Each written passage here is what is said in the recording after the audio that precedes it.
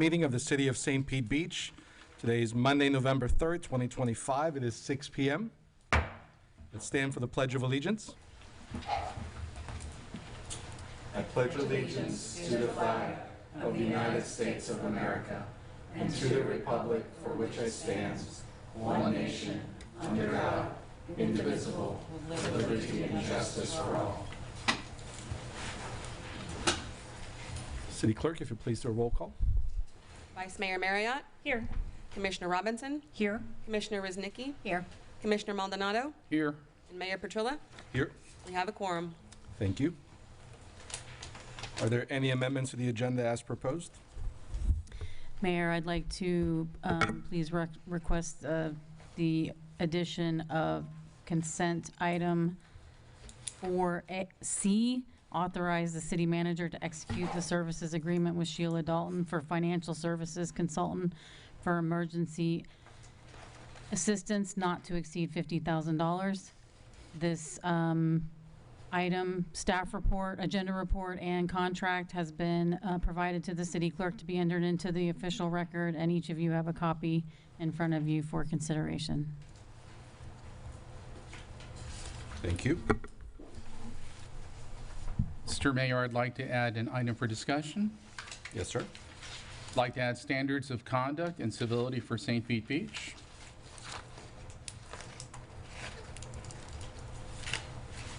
And I'd like to add a discussion about economic development, if I could.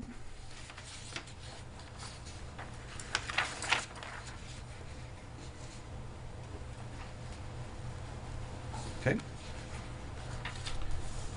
I'm going to add an item for infrastructure and revenue. Any other changes?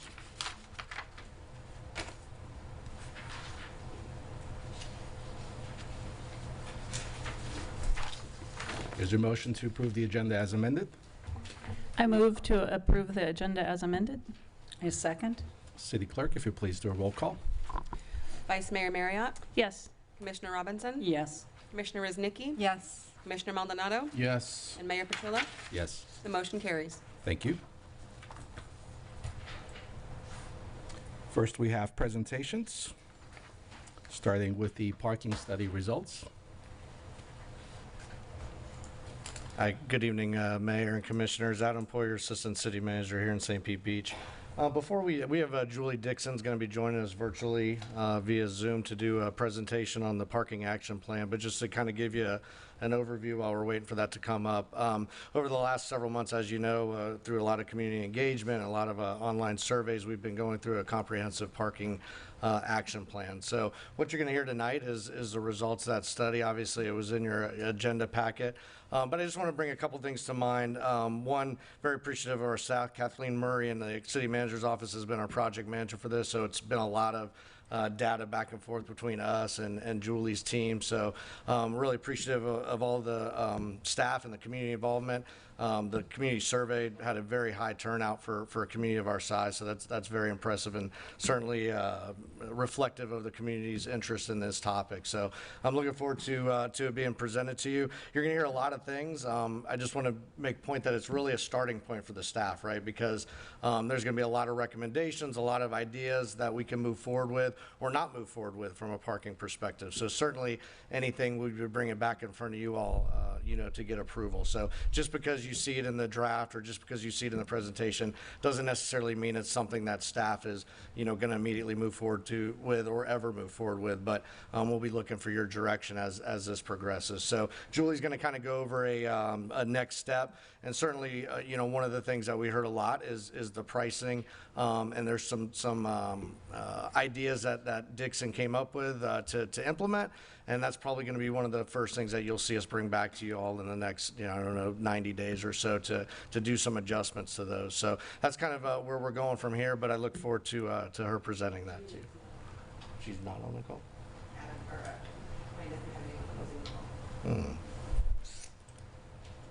We will check on that then. Is there any questions that you all have while I'm sitting here before we get Julie? Technology. Community forum presentation.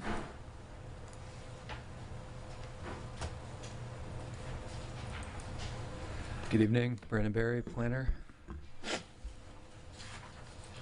So this is a follow-up to the October 9th community forum that we held in the City Commission chamber. We had about 40 to 50 attendees, property owners, residents, business owners over in the Town Center 2 Coquina West area, which I'll show in just a moment. We met to discuss this area, the future, at least in the short and medium term, how to address some of the redevelopment challenges that this area is facing, potentially some of the short and medium term visioning for the district. Not go so far as to talk about some of the community redevelopment area, historic district, potential Main Street concepts that we've been discussing that are tied more in with the longer term visioning, but really just address the short and medium term redevelopment potential for property in this area. TC2 currently promotes promotes large block level parcel assemblage. The same zoning and future land use is on the west side as on the east side. There are slightly different standards related to property consolidation, but we've obviously seen that realized over on the east side through Quarry Landings, approved last week. We have not seen that assemblage and redevelopment concepts presented for the west end, the Coquina West side of the TC2 district. So the TC2 West area is bounded on the north by 76th Avenue, 73rd Avenue to the south, Coquina Way to the east, and Sunset Way to the west. Currently, there's a horizontal mix of uses. Vertical is the preferred mix based on the future land use category and the zoning standards. There are significant setback and buffering requirements for horizontal mixes of uses, commercial adjacent to standalone residential. That's especially the case when commercial abuts single and two family. It doesn't apply to any existing uses that are present in on properties in this area, but it applies to any kind of new development. Any new expansions would be subject to those buffer and setback requirements. This area has one of the largest concentrations in the city of non-conforming standalone uses. It's primarily residential and standalone lodging. Under the current zoning and land use categories, standalone residential and lodging is not permitted. Single parcel level redevelopment looking forward may preclude large mixed use projects. When the special planning area was put together and the vision was generated for this area in the late 2000s, early 2010s, there was this desire for block level redevelopment. That is the highest and best use of this area, 24 units per acre, largely in towers of 6 to 8 stories in height. Ground level would be office, retail, restaurant, and so on. Allowing for even just 1 or 2 parcels on a block to redevelop would preclude that development at the current standards that we have in place. Very similar in density intensity to the Quarry Landing site. It just would be accompanied and provided for more at a block level on the west side. So you can see, looks like a Mondrian painting, but on the use mix side, it is very much a horizontal mix of uses. You see more commercial toward the Quarry Avenue and 75th Avenue side. Toward the north end, you see largely residential, same on the south end, but there is that horizontal mix, whereas vertical is currently promoted based on the zoning and land use codes. Can I ask a question? Is the white, which is vacant, is that commercial vacant or residential vacant? That would be eligible for commercial currently. It's currently commercial vacant. Okay, Correct. thank you. So what we heard at the meeting, we got some excellent feedback. We had a lot of property owners, residents, and business owners turn out. There did appear to be some consensus on continuing to promote redevelopment, see redevelopment in the area. Some of the items that were brought up as positives of this is floodplain compliant buildings. Many of the buildings were built prior to the city entering the NFIP. This would also promote a more beautified streetscape. There did seem to be consensus on a desire to allow multifamily development without mixed use or full block consolidation as is currently required. That is particularly for the areas where residential faces the district that is zoned for residential across the street. So those would be the properties on the south side of 76th Avenue, on the north side of 73rd Avenues. They face residential across the street, and those are zoning districts that allow for residential redevelopment. Talking about standalone development, there was interest in reconsidering height and number of floors. That would be 3 to 4 floors instead of 7 to 8 for the smaller projects, whether those be mixed use, standalone commercial or multifamily standalone. There was interest in preserving and allowing for commercial development as well as redevelopment, promoting multi-tenant if possible. One of the concepts brought up was effectively a smaller John's Pass village. There were concerns about rooftop uses adjacent to residential, elevated, high-intensity uses, but there were residential property owners at the meeting who did acknowledge that they might be willing to waive some buffer requirements, setback requirements, if multifamily or standalone residential were to be introduced, not create those significant restrictions on commercial development, either the existing or new development. There was a lack of interest among the commercial property owners who were present in redeveloping at-grade commercial, so that accessible right from the sidewalk commercial. There were concerns about the impacts of that, the potential loss of appliances and fixtures should another storm come through. Looking even at the east end, Quarry Landings, they are eligible for post rezoning of their property. They would be eligible for at-grade commercial, but they still decided to elevate that commercial up to the base flood elevation. That was the concept that we heard, maybe not going up a full residential level, 8 to 10 feet off the ground, but at least elevating the commercial enough to get it out of the floodplain, the 100-year floodplain. There was interest in allowing lodging to remain and redevelop. I know the Bella Serena Inn recently completed their renovations, or they're coming up on the end of those. We do have one property on the south side of 76th that I believe is currently used for long-term residential, but they do maintain a lodging license with the state. So there was interest in allowing those lodging uses to remain and redevelop if desired. There was a recognition that the district faces unique pressures due to the extent of the damage and the nonconformities that are faced really in this area and in higher prevalence than anywhere else in the city. There were some concepts that were brought up that are more focused on community redevelopment area and longer-term visioning. This might be something that the city chooses to pursue in the future, looking at one-way streets west of Gulf Boulevard and relocating street or public space to be located along the waterfront. So staff came up with a few concepts based on the feedback we heard. These are certainly not the only options. They also are not discrete. We can look at multiple concepts. What we're hoping to get from the commission tonight is not necessarily direction on one specific concept, but direction on how would you like us to move forward in considering continuing to whittle down these concepts, potentially engaging with the community on what we're presenting here tonight.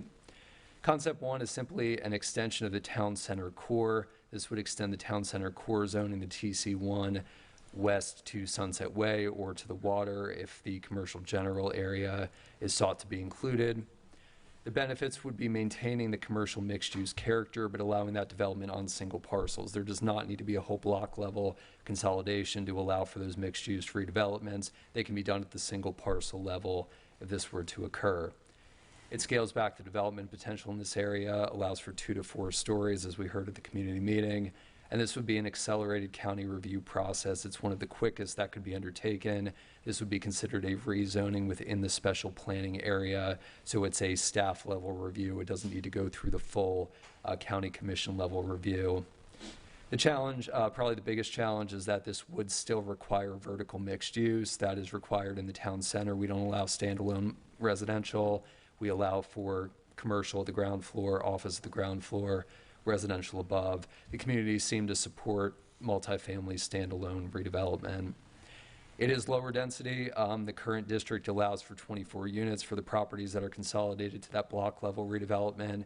TC1 allows for only 15 units per acre. This could make it harder. It could also make it more costly for the city in terms of allocation from the density pool to make whole any existing development. It removes the scaling benefits of the property consolidation if that's still desired. It gives less of an incentive for those property owners to consolidate and look at a block level redevelopment if that's something that we would still like to see undertaken. And this would likely require some kind of community buy-in. Obviously, we have Senate Bill 180, but this could be construed as being a stricter standard in some form for certain types of development. Even once Senate Bill 180 expires, or if it's modified, we still have the Birch-Harris Act. We still have to consider any kind of investment-backed expectation in property and how this would affect those property owners. The second concept would be a partial rezoning. This is looking at the south side of 76, north side of 73rd Avenue in particular. Back in 2003, when the city went through a citywide rezoning, these properties were actually zoned standalone residential, so this would effectively just be a reversion back to what was in place in 2003. The benefits, this generally fits the character of the area as currently developed, not desired based on the vision plan, but what is actually present on those properties today. It would also be the path of least resistance for residential redevelopment. There would be no heightened special planning area standards to undertake. They could be redeveloped to standalone residential properties. Challenges, of course, this would not benefit the property owners facing 75th Avenue or Corey Avenue or along the way streets outside of this area. It would allow lower density development from which commercial must be significantly buffered. We have buffer requirements between 25 and 35 feet for commercial properties that abut single and two-family residential. Given the lot depths in this area of 100 to 170 feet, that is a significant amount of property that needs to be landscaping and setbacks. So that would have an impact in any kind of future commercial redevelopment. It reduces the development density, and this would actually take the properties out of a zoning district that will allow for density pool allocation. So they would be allowed by right residential, but if they're under the acreage threshold, they could not seek additional units out of the city's density pool unless we were to modify the density pool. And this would be a more clear change in zoning. It would eliminate the ability to build commercial on these properties. This could, again, run into Senate Bill 180 or Burt J. Harris Act issues. It would likely require community buy-in. It might even require the community to bring forward this rezoning independent of something that's initiated by the city. Third concept is simply modifying the TC2 Coquina West standards. This would modify both the existing land use and zoning standards to allow standalone residential and lodging uses. One of the major benefits, this would introduce additional options, but it would likely not have any Senate Bill 180 or Burt J. Harris Act issues. The same standards available to these properties today would remain available. It would just introduce an additional option for property owners to undertake. Properties would remain eligible for the density pool, so even if the base density isn't enough, they can still seek to redevelopment either as a make whole or with a greater number of units based on the density pool availability, if that's something that the commission wishes to undertake.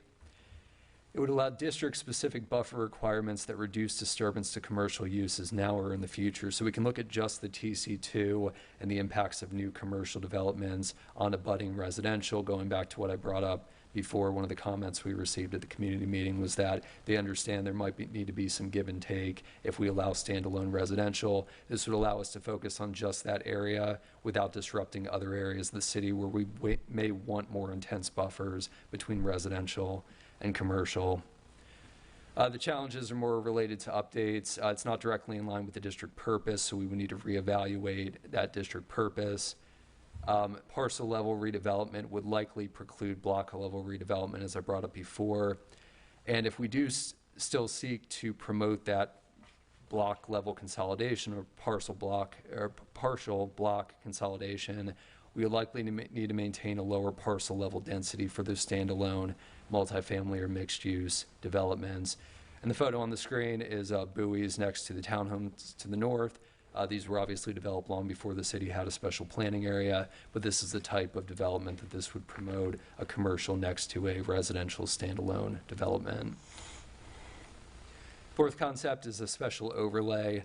This would create a special overlay. They're sometimes referred to as a floating zone. There are different methods that can be undertaken for this concept, or a character district that applies to all or certain properties within the TC2. We do have, of course, the Paso Grill overlay. That's our largest overlay. But the best example of this would be the Sable Palms Inn down in Paso Grill that has not only its own special zoning that doesn't apply anywhere else in the city, it's only for their property, but they also have what's called the Resort Facilities Overlay that was instituted prior to the Paso Grill overlay, but it affords certain permissions compared to other lodging uses in the district, but it also limits and in some cases requires a conditional use permit. That's what an overlay typically does. It introduces special permissions and restrictions that wouldn't apply to an underlying zoning. The biggest benefit, this just allows the greatest flexibility. It would also allow us to take advantage of some of the newer county incentives and benefits. Fort Pinellas has introduced many benefits and incentive zoning provisions since we undertook the special planning area in the late 2000s. We have many properties, especially at the north end, that would benefit from the distance to public transit. So there are some incentives we can take advantage of if we were to look into this. The challenge is this is the most time-consuming process. It really does tie in best with an extensive visioning process instead of just a one-off stopgap measure. And it can be very challenging to understand, especially when there's multiple overlays, multiple zonings applied to a certain property, especially with staff leave and other staff enter it. It can be a little bit difficult to interpret these standards. The last concept is simply to lessen nonconformity restrictions. So this would allow primary residential uses to be substantially improved with or without limitations, regardless of unit count. So this actually already has some support in the comprehensive plan. It just hasn't been fully realized in the land development code. We have the future land use element, objective 1.5 and policy 1.5.1 that speak to this. It would also benefit other areas of the city that face similar challenges. For example, the Don Cesar has a number of multifamily developments. They face nonconforming challenges similar to Town Center 2. They're multifamily and a single family zoning. It's a use incompatibility. It would benefit those areas as well. Some of the challenges, and this is more of a dampening of a benefit than a direct challenge, but this would have a citywide effect unless we whittle it down, focus on a particular area. It may reduce the impact of existing benefits for historic preservation in Pass Grill. Should we move forward with other districts, it would impact them as well. Obviously, one of the major benefits of historic preservation is it allows for those substantial improvement waivers or variances depending on the scope of work undertaken. But a lesser known benefit is that a multifamily property can be substantially improved without losing their unit count if they are on the local historic registry, and it would dampen that benefit if we were to apply this citywide. It would also need to be accompanied by permitting standalone residential in the Town Center 2 if that is something that the City Commission desires to pursue. So looking at these concepts, as I mentioned before, these are broad. These are not the only concepts that we can pursue, but these seem to be the most straightforward based on what we heard from the community at the community forum. Our two major requests are that if residential is to be allowed, we ask that you consider multifamily. These could be apartments, condos. We could look at attached single-family rights standards based on that, townhomes, and so on, instead of detached 1- and 2-family options for redevelopment. This would inherently lower the buffer requirements.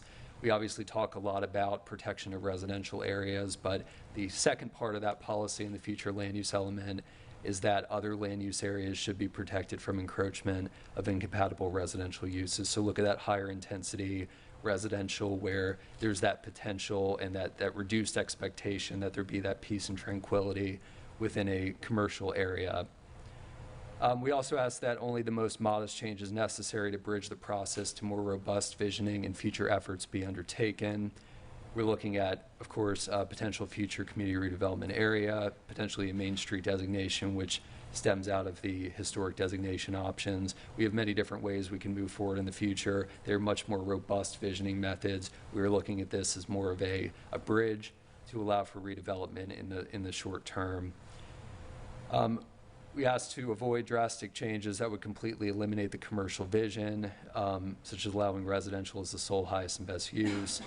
And if there is to be a modification to mixed use, maybe look more at the 4 to 6 story, 4 to 6 story mixed use on a smaller acreage that could potentially be supported with a reduction in use intensity in this area. So I know this is a lot.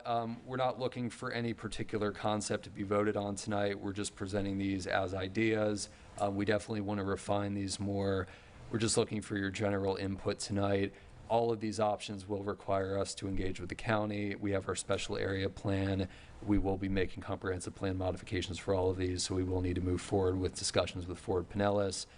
This will likely require consideration of or modification of the city's special area plan, depending on the concepts that are pursued. Once we have engaged with Ford Pinellas, we'd be happy to have another community meeting or two, if need be, to present these options. Once we've refined them a bit more, we'll return to the City Commission with a concept to move forward. And then from there, we would produce draft code and plan amendments. So our questions for you tonight, again, these are overarching. We don't ask for a vote. We're just really looking for input.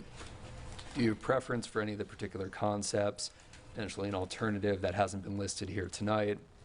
Do you desire to keep the vertical mixed-use 7 to 8-story block-level redevelopment that we saw in Corey Landings as an incentive for parcel assemblage on the west side?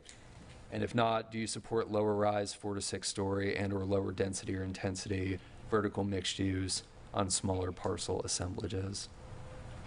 That's all I have. Happy to take questions. Thank you, Brandon.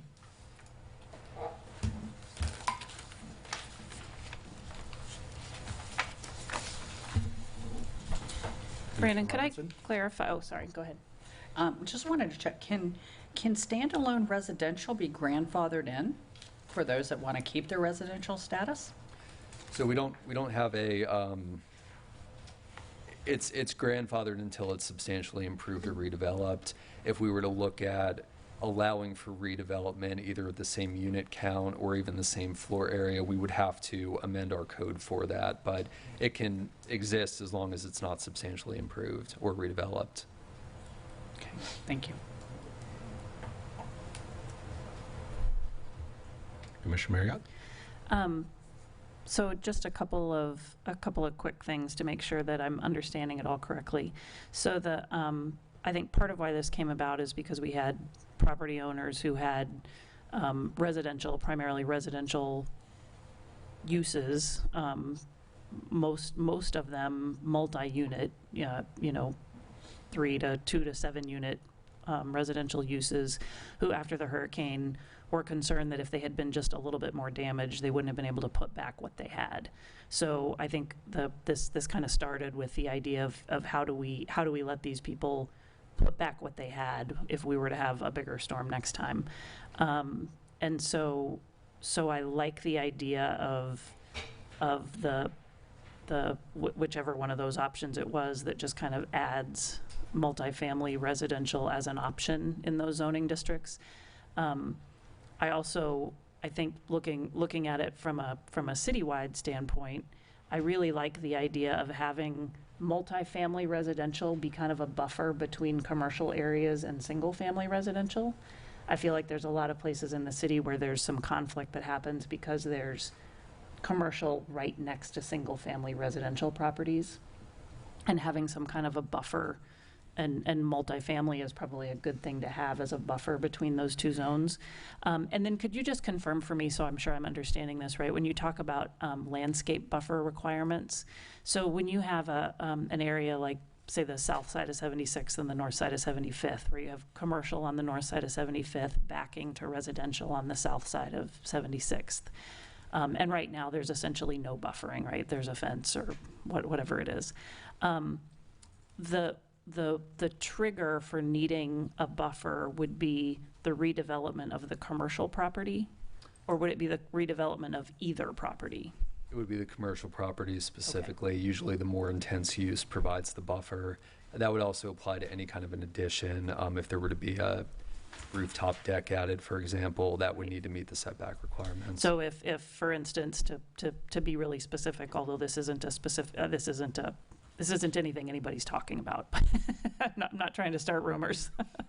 But if, for instance, Bowie's said, we want to substantially improve our building, they would have to, or that use was being changed from a restaurant to something else that was commercial, that's when those buffer requirements would come into play.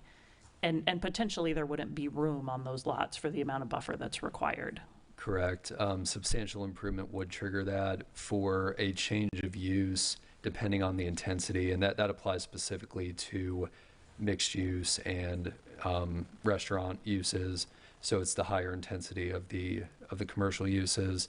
But if they were to change in use, it's usually based on a dollar amount of the renovation. It's not full Okay. compliance outright. Okay, So. all right. So if they had been substantially damaged in the storm and had needed to rebuild, then there would have been buffer requirements that potentially the lot isn't big enough to accommodate the buffer and the building. Correct. Yes. Okay, thank you.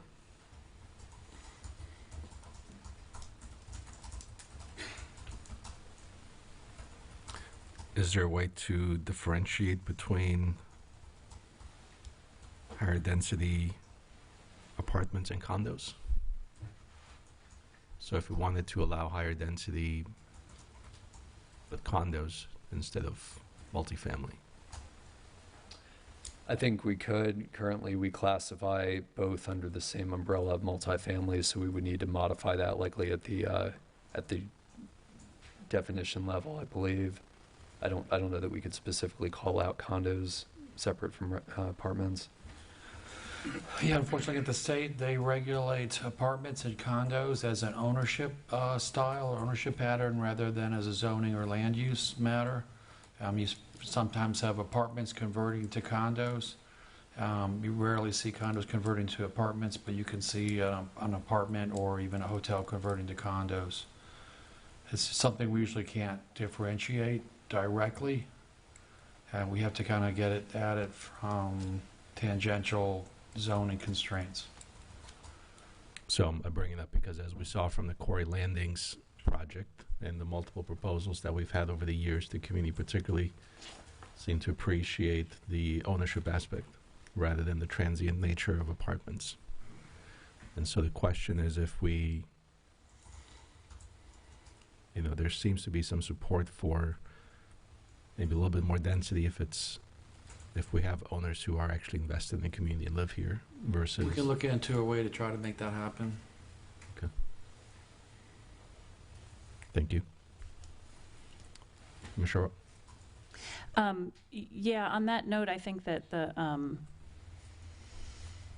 I think we want to be just a little bit careful, particularly in that neighborhood. That's the location currently of and in all of District 1 and in that neighborhood, kind of the only thing that one might consider workforce housing in our city, which are apartments. And, they're not big apartment complexes, and so I think that can be controlled with density, right? Because,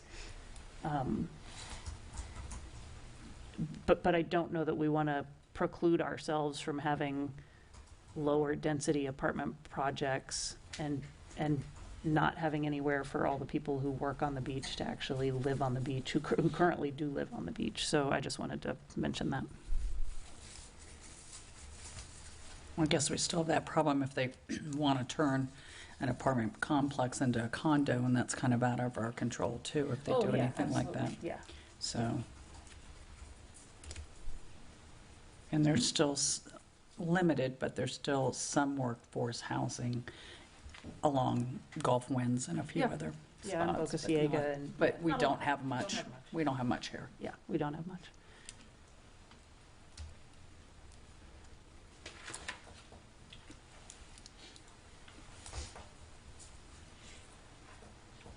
I would say that I do like the concept of the floating zone. I think that there's a lot of flexibility built into that. It's just anything that we do. I do agree with the assertion that it has to be modest changes, but more importantly, that we have to consider secondary and tertiary effects. I don't want to move in a direction that's going to impact a historic preservation zone, and even beyond District 4. We're starting to see things move forward. We're coming forward with studies. And I think that's only going to grow, and that protects not only the historic character, but then also some of the homes that have been designated as such.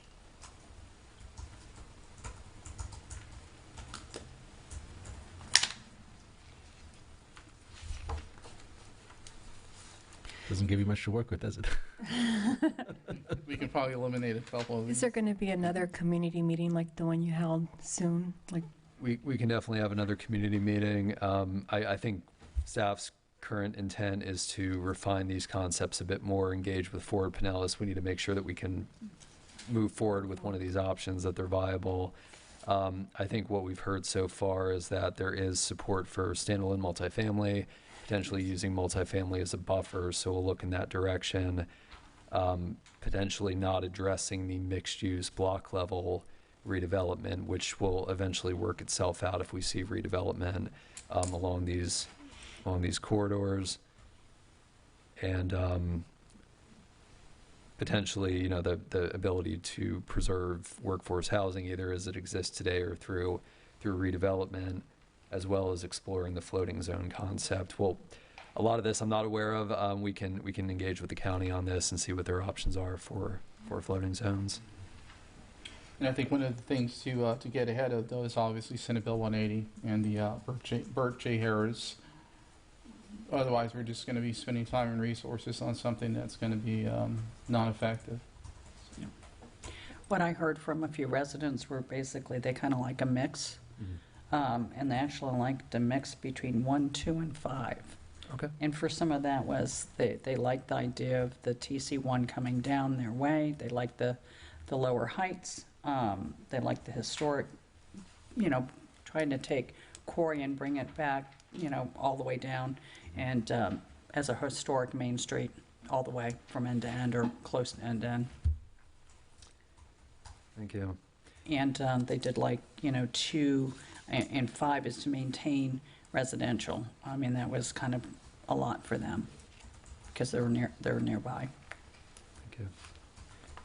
So for that option 1, we were talking about the extension of the town center core.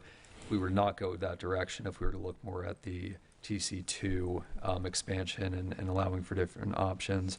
Would the commission support that up to 4-story mixed-use development on smaller parcels? Is that something that you'd like us to look into, or should we be focused just on multifamily at this time?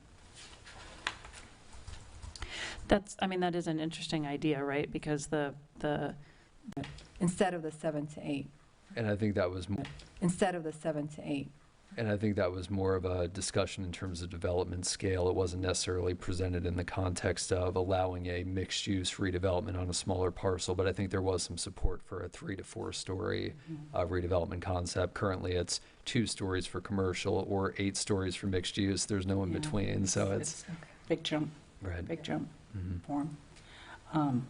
Yeah, and like you said, it's been out there for a long time, and nobody has assembled everything out there for that.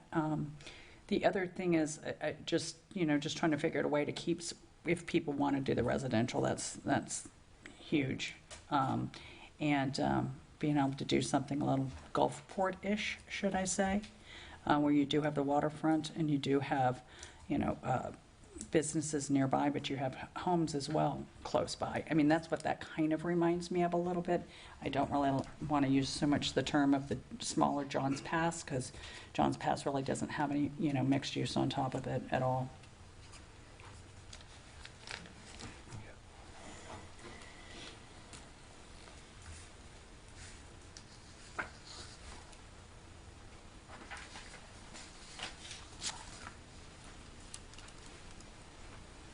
Okay, does that give you something to work with? Yes, thank you. Thank you. All right, are we ready for the parking study? Let's try it again. Good evening again. Adam Poyer for the record. I do see Julie and her team on here, so I'm going to throw it over to her for the presentation. Thank you. Yes, and thank you. I do apologize. Can you hear me okay? Yes. Yes. Terrific. Again, I'm going to share my screen here and let me make sure everything is all connected. Stand by one moment here. Terrific. Can you see a blue slide deck? No. Should say parking management study. I'm sharing screen now. Just let me know when you all can see that. You need to put It's it up on the screen, Adam, but it's very small. Is there anything on the IT side that we all might be able to adapt?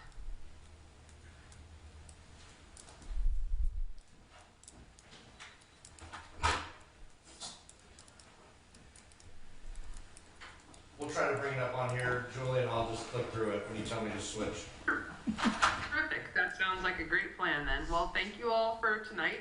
My name is Julie Dixon with Dixon Resources Unlimited. I'm joined by my colleague Blake Thomas.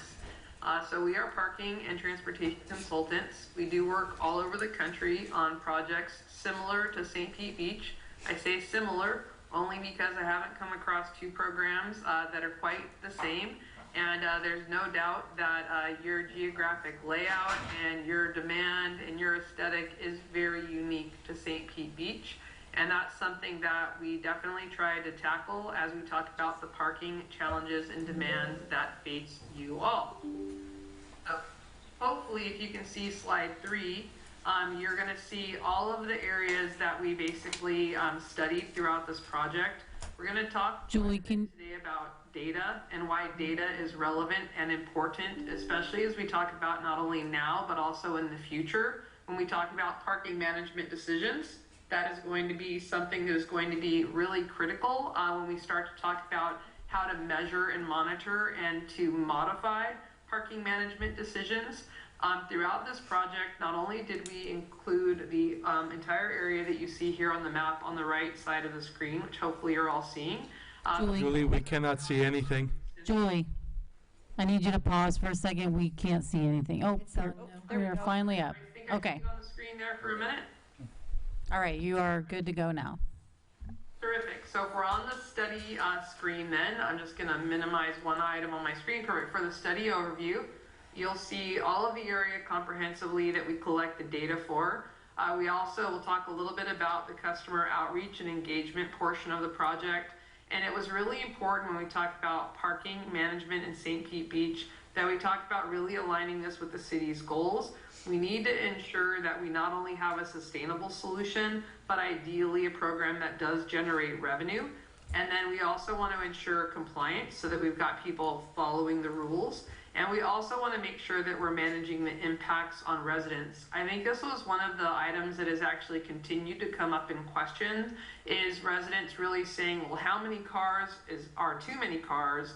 And that's going to be something that we'll really talk about when we talk about being able to manage and control the demand. And then anything that we can do to optimize operations is something that really reflects in the bottom line. Anywhere that we can basically be as efficient and effective as possible when it comes to parking management is the goal.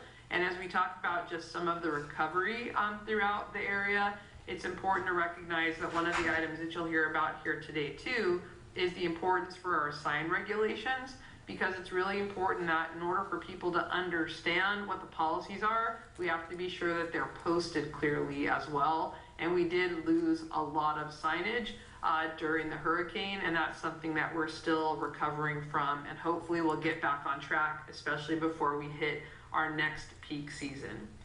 So as we talk about outreach, one of the things I like to share when it comes to parking is that we need to be transparent. As an agency, we want everyone to know what we're doing. We want everyone to be talking about parking for that matter, because the only way that we're going to be able to manage change or to be more optimal is by making sure that people understand what we're doing and why we're doing it.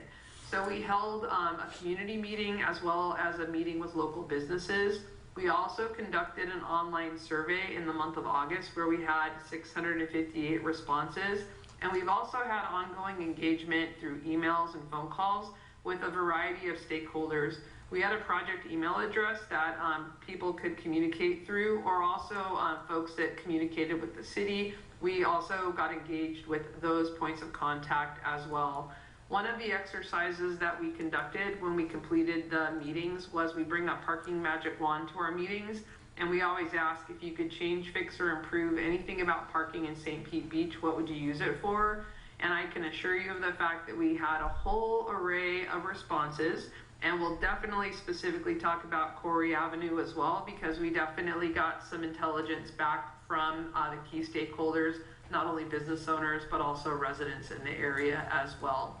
So this really kind of encapsulates some of the key themes that we received from the outreach, was that the businesses along Corey Avenue prefer that we not change anything. The real aspect along Corey Avenue was to really be able to leverage the existing parking assets that actually exist today, and to try to mitigate maybe some of the signage about towaways, especially when it comes to the weekend market. That was something that was definitely well heard, especially as the theater was preparing for opening when we were there at the end of summer.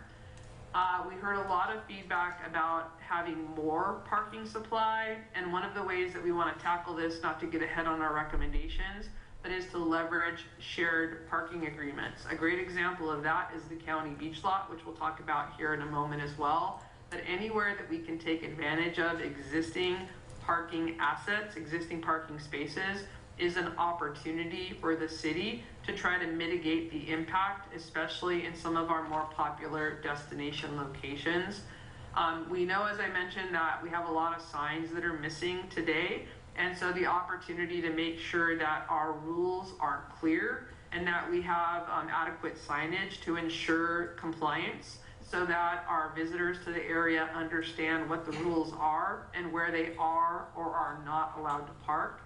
And we also know that optimized management during our peak seasons and times is something that would be ideal. Being able to manage based on demand is something that is not unique to St. Pete Beach. The fact that we know that we need to ramp up to be able to handle the popularity of our location is something that's really important.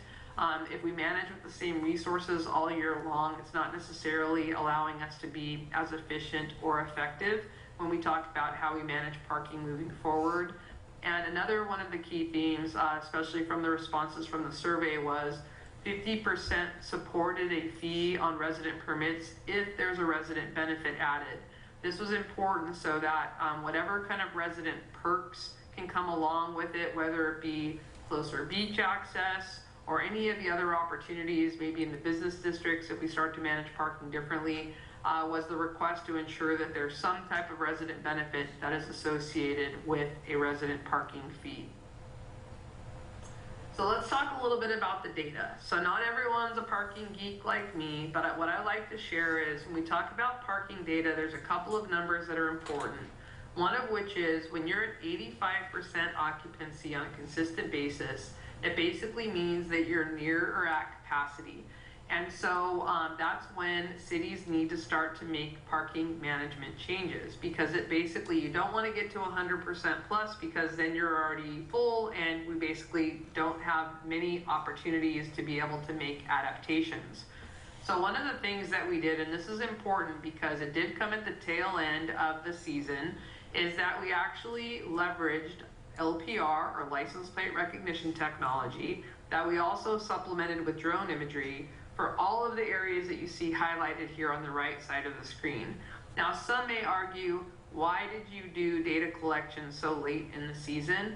And the one thing that I like to share is that the data collection is critical no matter what time of the year that you have this, because you basically have the baseline that you need now so that you can continue to monitor data on an ongoing basis, so that as you start to make parking management decisions in the future, you have this as a baseline. This is also important because many of you might recall that we had a technology provider with sensors, and we were able to leverage not only that data from a historical perspective, but also moving forward, you'll have this as a baseline as well. And so this is critical when we start to talk about that 85% measure, understanding not only how many cars are parking, but also how long they're parking for is going to be critical when we start to talk about things like demand rate models, when we start to set up programs like this moving forward. I also want to highlight an image you're going to see here in a moment. Is the reason why we utilize the drones is because sometimes the images are what you really need. You know, they say a picture is worth 1,000 words. And while I can show you lots of red lines and yellow lines and a whole rainbow of colors of parking occupancy throughout St. Pete Beach, it's the drone imagery that demonstrates some of the density challenges that we have in some of your more popular locations that I'm sure all of you are very familiar with. But it also helps to really move the needle when we talk about when and where to start to make parking management decisions. So on that map you saw, we studied practically every street in St. Pete Beach. And what's important here is that this is the aggregate of that data that was collected, so that we can actually understand for both non-paid and paid parking spaces how long the cars are staying for. And what you can see in this data is by the day of the week, how long as an aggregate. Now, mind you, this is for all of the parking spaces that were studied, but the one thing that this number says to me is when you have a paid parking, managed parking space, you can see the goal that you're trying to achieve, which is turnover. And that's something that's important when we start to talk about managed parking. A lot of folks don't understand the fact that when we talk about managed parking, I like to call every parking space a wallet, because every time I turn that parking space over, it's another wallet that can come into my community and ideally spend more money in my city, in my shops, in my restaurants. And that's something that when you look at these numbers, you can see for our non-paid parking spaces versus our paid parking spaces, we have a shorter time frame, or basically more turnover, in those paid parking spaces. So that's an important consideration as we talk about how we manage parking moving forward, and especially if we introduce any kind of resident benefit, you have the opportunity to start to monetize more parking spaces for our visitors and guests to the city. That ensures that parking benefit to our residents as an overall. But you can see right now that the majority of people parking in the paid parking spaces are staying for less than 3 hours. And in the case of our non-paid parking spaces, you can see that the number is pretty equal there. About a third of the cars are staying between 0 to 3 hours, and another third of the cars are staying up to 6 hours. But this definitely gives you a good aggregate of what's happening on our block faces. Now, importantly, between the hours of 9 a.m. and 6 p.m., this is what I was talking about the rainbow effect. So when you start to look at this data, you can basically start to understand that if you have a red or reddish orange color block face, that's basically a location that is consistently on average exceeding 85% occupancy. Now, I tell you that because when you look at the rest of the map, ideally you want to see a rainbow of colors, because what you typically want to see is that you have an occasional red block, but then ideally there's available parking within a block or two. And that is the parking industry standard in the United States. Industry surveys have demonstrated that most people expect to walk between 1 to 2 blocks to their ultimate destination. And so even on the right side, using the historical data during our peak season months in March, you can see that while we're full, overall, the reality is there's still available parking spaces in and around the area for that destination. And on the left side of the screen, for the data that we collected between March 24th and June 9th, you can see that we have readily available parking spaces in and around Upland Beach as well. So this is basically the baseline that we now have moving forward when it comes to making parking management decisions. Now, this was one that garnered quite a bit of conversation and dialogue, because on Corey Avenue, basically it's no time limits, no paid parking, and so that was the general consensus of the businesses, is that they really don't want to see any of that change, at least not at this time. And when you look at the left side of the screen, you can actually see that we do have available parking resources based on the blue lines. We have one yellow line in the area and one green line. So meaning that the aggregate between 9 a.m. and 6 p.m. demonstrates that there are parking spaces typically available. Now, this is an area that, especially as new businesses open and as the peak season starts to kick in, this is an area that I would suggest that we would need to begin to monitor closely to determine when and if policy changes are needed. You can start with time limits, but you also can start with the opportunity of introducing paid parking opportunities. You can very much treat Corey Avenue almost like an off-street parking lot, where you could provide certain benefits, first hour free, when you initiate your parking session, and then you could try to escalate a rate after that. There's several opportunities as we talk about mitigating this moving forward. But the most important part of this process is making sure that you use the data to influence those recommendations. It is also important to recognize, and this was feedback that we had from the business owners, is that as the theater is opening and as we have different restaurants in the area, that in a lot of communities in a business district like this, there would typically be a time limit of about 2 hours. And so that's something that you want to be mindful of as well, is that you want to ensure that the rules can support what the demand is. And you either need to have off-street parking locations where I can park for a longer period of time that are close and accessible, or we need to be mindful of what the design of those on-street policies are to be sure to accommodate all of the businesses in the area. Now, as we talk about Paso Grill, this was an important location when we talk about the data collection, because we have not only the historical, but we also have the data that was collected here between May 24th and June 9th.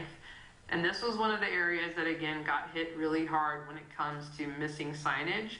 So this is something, too, that we had quite a bit of feedback from residents indicating the number of illegally parked cars. And this is an area that we know needs to have a focus on where and when folks are allowed to park. But you can also see that when we get down into the 8th, 9th, and 10th locations, this is going to be part of the spots where we know that demand is really popular. And this is one of the areas that we really need to start to tackle how we're going to manage parking moving forward. And this was particularly important on 8th because we really had a mixed sentiment from the business owners, because they know that a lot of the people that are parking on 8th are going to the beach, but they're walking past the shops, they're making a pit stop in the shops, and they're, spending money and enjoying their time there as well. It's really about how much time that they're spending in the shops and stores versus at the beach, and how long should they be allowed to park there. In my experience, 8th is a location that we really need to mitigate and manage more proactively to ensure that the cars that are parking on that particular street location, especially 8th, 9th, and 10th, that they are patronizing our shops and businesses and not merely coming to go to the beach. And I do think that our private lot owners in those locations do a very proactive job in ensuring that the people that are parking in their off-street locations are patronizing their shops and restaurants. And so I do think that that's something that the community and your visitors recognize, but they also know that they can get away with it, I will say, when they park on the street. And that's something that we also need to be cognizant of when we start to talk about how to manage these policies moving forward. It is a very unique dynamic and mix in that particular location because you have such a beautiful beach location to go to, and the convenience and walkability of those parking locations is so accessible to the general public. And this is one of the reasons why we know that signage is so critical to ensure that our visitors especially know where they're supposed to park and for how long they're supposed to park there for. And I really do appreciate the businesses and the challenges that they have, because obviously we want the patronage, but we also have to make sure that those parking spaces stay available so that customers that truly are going down there to utilize the business district can turn those spaces over. So I mentioned the drone imagery, and this is just an example on Saturday, May 27th. This is just one of the images that we captured for the County Beach parking location. One of the things that I will highlight is that this is a very challenging location to monitor and enforce. We have some technology recommendations that we think will prove to be advantageous for this particular location. But anyone who has spent any time in this parking lot can appreciate we need some new paint, some directional arrows, and we need those processes to be enforced. Honestly, the cars kind of go every which way trying to get those available parking spaces. And when you mix that in with, ice chests and children and bicycles kind of running all around the place, this is, I will use the word controlled chaos, but it's also a very difficult location to enforce. And so we have some technology recommendations that will come along with this location. And we definitely want to highlight the opportunity to really maximize this particular location. In some cases, because of the congestion, some spaces go underutilized, and we know that there are some more effective ways that we can manage that particular location. So now I'll pop into the recommendations, and this is important. So when we start to talk about increasing supply, is to be recognizing shared parking agreements. This is something where we've identified a few locations. You do have to have negotiations with these private property location opportunities to be able to identify this, but I will say this is not unique to St. Pete Beach. Developing parking is expensive, and one of the ways in order to develop future parking, which is that next bullet, you have to start to mitigate and manage demand and also ensure that people are willing to pay for that. And so anytime that you can take advantage of existing assets and be able to leverage public-private partnerships, this is really the way of our future. This is how other agencies all throughout the United States are managing their parking demand. And this is an opportunity for us to take advantage of existing resources and create mutual benefit for both public and private sides of the agreement. And this is something too that we know can have an immediate impact. It also can be something that's only leveraged during certain peak weekends or certain peak parts of the year or certain events. But we do know that this could bring an immediate advantage to the city and especially to our community, that their streets are obviously impacted when that demand occurs. So the opportunity for our parking garage, this was something that we heard loud and clear. And this is another reason why the shared parking agreements are critical, because if we get to a place where we're able to fund parking garage development or again a P3 agreement, that would be fantastic. We're going to need to leverage those parking assets that exist around us to be able to offset that design or that demand when that is being built. So I think that that's something to also be monitoring. And then this was one where we got a mixed result on feedback also on the surveys, but we know that golf carts exist, they are real in St. Pete Beach, and we want to be sure that we're acknowledging golf carts and their parking, because we need to ensure that they're parking where we safely want them to park, and also being accountable for parking where they're supposed to park. And so that's one of the things that we know as we start to manage the curbside moving forward more proactively. We can't omit the golf carts, nor can we omit bikes. We need to be sure that we have secure bike parking located throughout the city so that we can encourage folks to ride their bikes. We just have to make sure that they have a safe place to be able to secure them.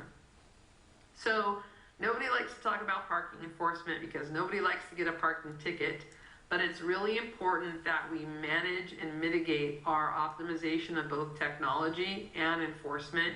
The city has made some past investments in technology, and strategically we're in a place now where we want to be able to streamline some of our technology and make some incremental recommendations here that would be incremental investments in technology. One of the items that will come into mind is being able to leverage fixed mount license plate recognition cameras, and to also be able to leverage handheld technology that allows our parking enforcement officers to be more nimble. For example, in the county beach parking lot, having a parking enforcement officer in a vehicle, especially a larger truck, is not very accessible, nor are they very nimble in the parking lot.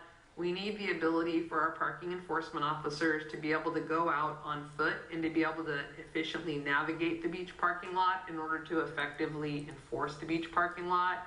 And one of the ways that we can also tackle that is by utilizing fixed mount LPR cameras. The technology works in such a way that it's integrated with the paid parking infrastructure, so that we know that there are 100 vehicles in the county beach parking lot, for example, and only 70 of them are currently compliant with the parking regulations. And ultimately, with that type of technology, our parking enforcement officers have the ability to know which of those 30 cars they're basically looking for to be able to go out there and enforce the regulations. Now, mind you, it's never going to be a perfect system, but when we talk about optimized management, that's really what we're looking for here when we talk about being able to ensure compliance, because ultimately, it shouldn't be about writing parking tickets. It's about getting people to comply with the parking regulations. But one of the ways that we do achieve that is to ensure compliance is there has to be a known expectation that I could get a parking citation. And I think that's one of the things today, and you'll see this in bullet number 2, is that our penalty schedule is on the much lower side compared to our neighboring cities. And that's important so that when I'm willing to violate a parking regulation, even if I know I likely get a ticket, if it's $30 for me to get that ticket for the day, that's about what I would pay to go to the beach in any other community. So the reality is it becomes almost my beach parking fee for that matter. So we've got to be sure that we bring our penalty schedules up so that they're comparable with our neighboring cities. And it's also important that we can't forget about these penalties and fees. We need to be sure that annually we're adapting and modifying based on CPI so that these fees stay current with the times, so that again, that expectation of me getting a parking ticket, it really needs to be significant enough for me to follow the rules. And that's really important. It's just like speeding on the freeway. If I choose to speed and I'm taking the risk of getting pulled over, I know that if I get caught, it's going to be a pretty hefty fine. That's got to be one of those same opportunities when we talk about parking management resources as well. And speaking of parking resources, another opportunity as we talk about moving forward, especially when we talk about peak season, a lot of agencies in Florida have taken to outsourcing parking enforcement services, even supplementing parking enforcement services, merely to be able to ensure that we have the consistent coverage throughout the community, to be sure that all of our resident curb spaces are being served, and to make sure that all of the areas that are paid, that people are actually compliant with those regulations. Now, one of the things I'd like to highlight about outsourcing parking enforcement services is there is no motivation on the number of citations issued. There's no quotas, there's no minimums, nothing like that. You're simply paying for a service for labor hours, and it's a way that we can basically more effectively and consistently manage the curb. And it's how a lot of communities have been able to effectively manage their parking programs, is by bringing in these outsourced services. You can also tackle things like parking meters or pay station maintenance, or also even sign repair. A lot of agencies have found that supplementing outsourced services can make a big difference. Now, I mentioned this about 8th, 9th, and 10th down there in Paso Grill. One of the opportunities is to have a dedicated parking ambassador that really plays the role based on whatever approved policies are determined to make sure that we achieve compliance. And when I talk about outsourced enforcement services, even penalty schedules, I do like to reinforce it really is about compliance. We try to focus on education and information. Anytime you relaunch a program or launch a new policy, it should be all about warning notices, getting the word out there, making sure people know what the rules are, because we're not looking for a gotcha program. We're looking for a program where people actually comply with the rules. And that's the reason why we call them a parking ambassador, because they become an extra pair of eyes and ears for the community. They're out there to really, again, make sure people understand what the rules are. If we see somebody parked on 8th and they're unloading the ice chest and all the beach chairs, the fact that we can make contact and let them know, what the rules are, that there's a time limit in that parking area, that's really the intent, is to have that proactive role in that community, especially during our peak season and on our weekends, because we know how popular this area is. So let's talk for a minute about signage. I've already made it clear that we're missing a lot of signs, but one of the opportunities that we also want to be mindful of is the opportunity to leverage digital signage. One of the places that we know that this can prove to be advantageous is at the county beach lot, so that I can know what my availability is in that parking lot, whether I should even make the turn to that parking lot is one of the opportunities, especially when we use the fixed mount LPR cameras. But the other place that we were thinking especially was at the entrance to the city, especially off of the Bayway, is the opportunity to be able to demonstrate that if you turn left and try to head down to Paso Grill, we're near our capacity. Like, you need to head over to the county beach lot, or head over to another beach, or frankly, head over to Treasure Island for that matter, because we're near or at capacity. And that's one of the opportunities that we really very much have, is to be able to direct vehicle traffic based on the way that technology, intelligent transportation systems work. Yours is such a unique design that this could be a service and a solution that could work very effectively for your community. We've even went as far as thinking about having gate arms for that matter, when ultimately if you need to close it down, but that's a whole nother engineering requirement that we're not quite there for, especially when we talk about resident access. But anything that we can do to encourage people to go where there are available parking resources. And I know that that was the intent when the sensors were installed years ago. And ultimately, when we start to talk about optical technology today, this is something that we know could very much serve the community. And very strategically investing in this type of technology is something that we know could help offset some of the congestion impacts that we know gravely impact our residents. And we heard a lot of that feedback as well. So again, we know sign maintenance is key. We got to get the signs back up, and then we got to be sure that they're maintained. And importantly too with signage is to make sure that the directional arrows, the local ordinances, there's continuity in the height and the orientation of the signs. Basically, the signs need to be predictable. That's the easiest thing I like to describe to folks is you need to know where the expectation the sign needs to be, so that way when I get out of my car and I look left and I look right, there should be an expectation that there's a sign at the entrance to a block face and there's a sign maybe at the exit of a block face. But that's really when you start to talk about continuity and signage and clarity, why this is going to be so important as we talk about the program moving forward. So when we do talk about our paid parking rates, it's important to recognize that we are really right there, you know, in the mean, maybe on the slightly higher side of things when it comes to some of our neighboring communities. But this is an opportunity when we start to talk about peak season versus weekends versus weekdays, morning hours versus evening hours. We were even talking about having a sunset rate for that matter. People kind of scoffed at me when I brought that up, but the fact is that it's such a destination location to go and watch the sunset. These are all opportunities. And if anybody's ever been to a busy metropolitan downtown, especially in the early morning hours, and you see the flaggers out there saying like park here, early bird rate, those types of things, these are the types of methodologies that you actually can leverage in your program moving forward. You have the technology in your mobile payment solution as well as in your pay station solution that we can predicate and basically establish all of these different varying models. But the one thing that I always like to say is that when we talk about municipal parking management is that the rates need to be predictable. The technology allows you to change the rates, honestly, on a whim for that matter.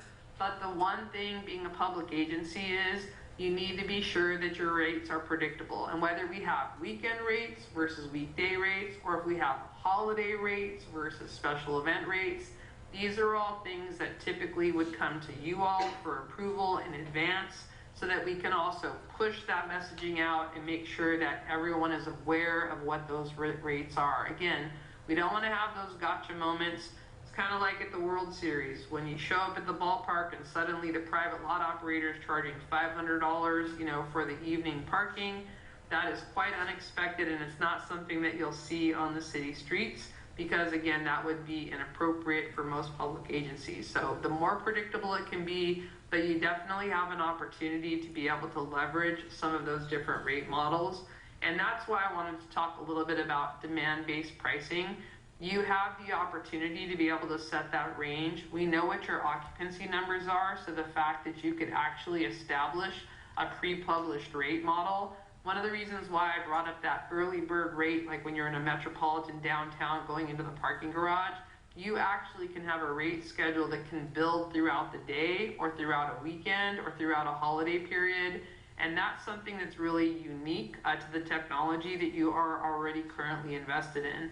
One of the things that I shared with city staff was that you all have made very strategic investments over the years, and you do have really solid partners when it relates to your parking technology opportunities. And now it's really about kind of filling in the gaps and making strategic investments on locations like the digital signage or the fixed mount LPR, and to be able to leverage those types of opportunities for where we can optimize your program.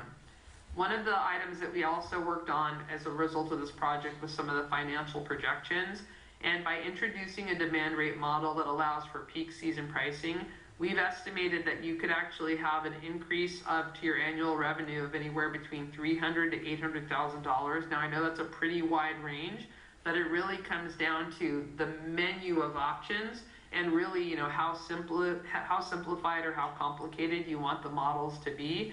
But even just starting with a slight increase in your rate models, with an increase on your holiday and peak season, that's something that we could definitely demonstrate, especially with consistent coverage on the enforcement model. Now, on your parking permits, this is important. We highly recommend that you go 100% virtual, or what I like to say is permit by license plate. No more hang tags, no more requirement to come into City Hall, no more paper on the dashboard, no more putting my restaurant t-shirt, on my dashboard, but allowing your customers, your residents, your business owners, your employees to be able to self-manage their parking permits and their license plates online. And I mentioned license plates because your license plate is a unique identifier to your car, and that basically becomes your parking permit. And that's something that we highly advocate, especially from an efficiency perspective. We had the pleasure of riding along with, I think, almost every one of your parking enforcement officers, and they have to spend a lot of time getting in and out of their cars, checking the dashboard, looking on the seats, trying to figure out if there's any kind of parking marking of any kind on a car, and then oftentimes spending time with, going into the restaurants or going into the shops and trying to help, resolve whatever those issues are. Ultimately, if we go to a virtual parking permit system, it won't be completely seamless, but it'll be much more efficient and much more effective, and allowing your customers to self-manage their accounts is a real game changer, and is something that we've seen have a really big effect, honestly, across the country. And we are also suggesting that there needs to be a fee for a residential parking permit. And again, that could include some exclusive beach parking, and the reality of what the value of that is quite significant, especially as we talked about some of the rate impacts. But if there's one other thing that you learned from me today, there is no such thing as free parking. Every single parking space has a value, whether it be in front of my home, or whether it be in front of a business, or whether it be at the beach. And the reality is there is a cost associated with a parking permit program, and all we're looking to do is ensure that we cover that cost.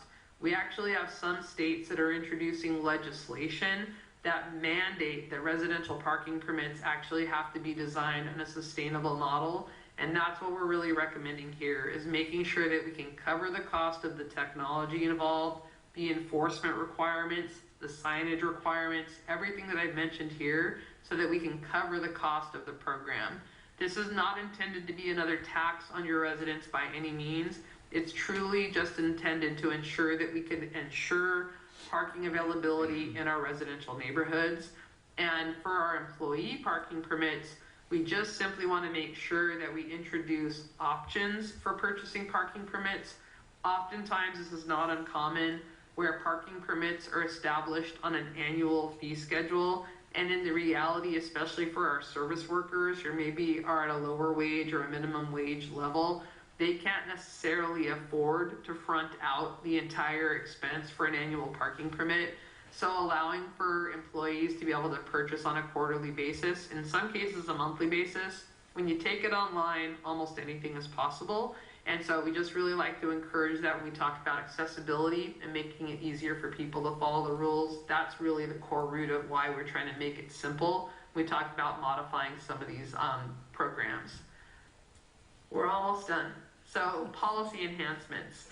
Consolidating the parking program budget and operations. I'm sure you can all appreciate that parking lives in practically every department in the city.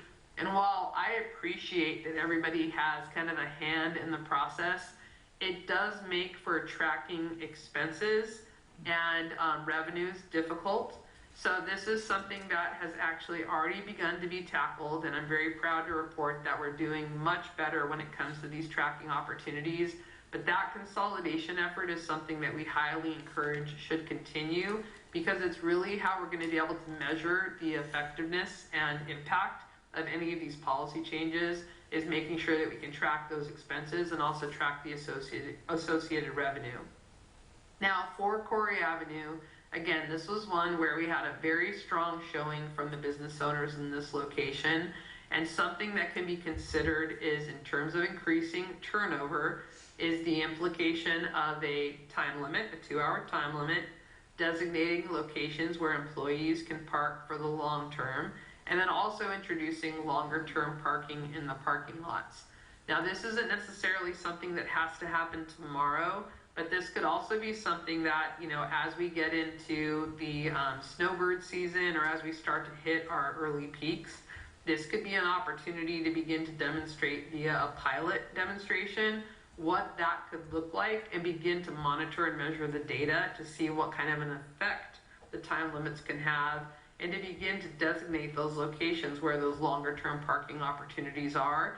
And that's really when you can start to measure whether or not this would be a long-term need or if it's just a seasonal need. But that's something that we think is important when we talk about adaptability and being able to have an adaptive solution moving forward. So on the municipal codes, we always like to talk about future-proofing your municipal codes so that you're ready for whatever comes in the future. It's important that when we talk about daylighting is that we need to be sure that we're not parking on the approaches to our intersections. It's impeding our pedestrian view lines, so that we would need to be sure that we're keeping those sight lines clear.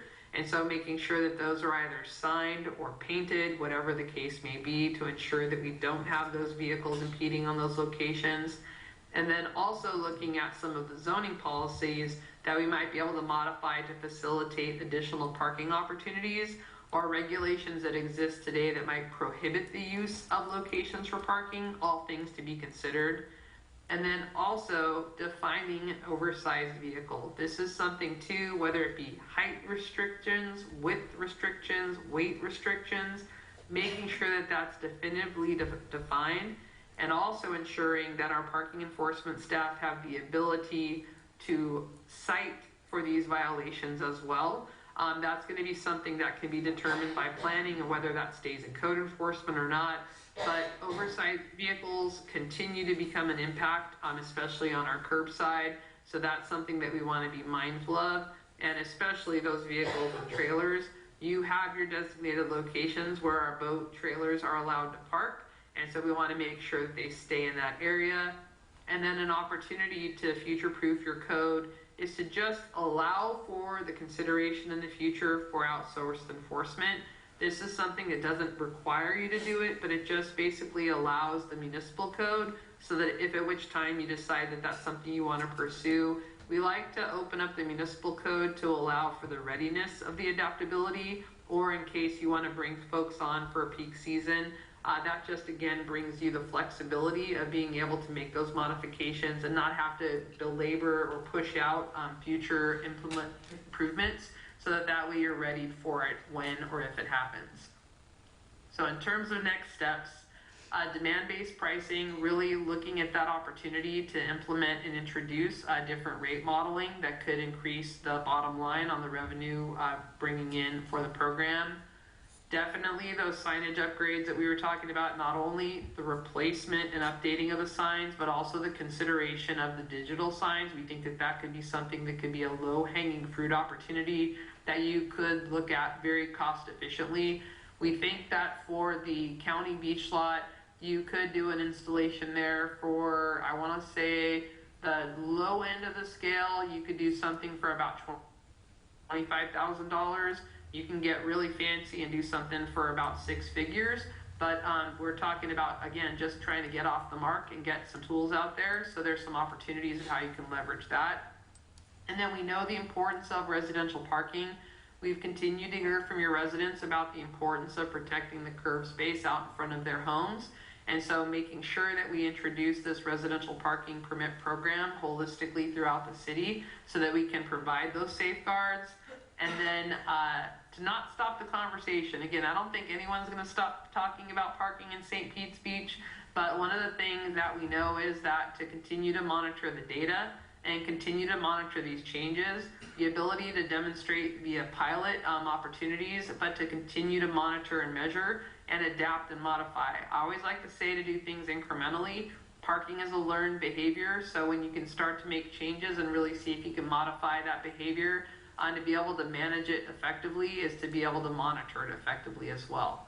So with that, I am here to answer any questions. I also just want to thank you all for the opportunity. It's been a delight working with your city staff. Your parking enforcement officers are very positive people. They have to deal with a lot, there's no doubt about it, but they do it with a very positive attitude, and one that I'm very proud, having been a former parking enforcement officer. I was very pleased with their performance and their support from a customer service model. So I'll stop sharing my screen and turn the mic back over to you all. Thank you. Commissioners, questions, comments? Very good presentation.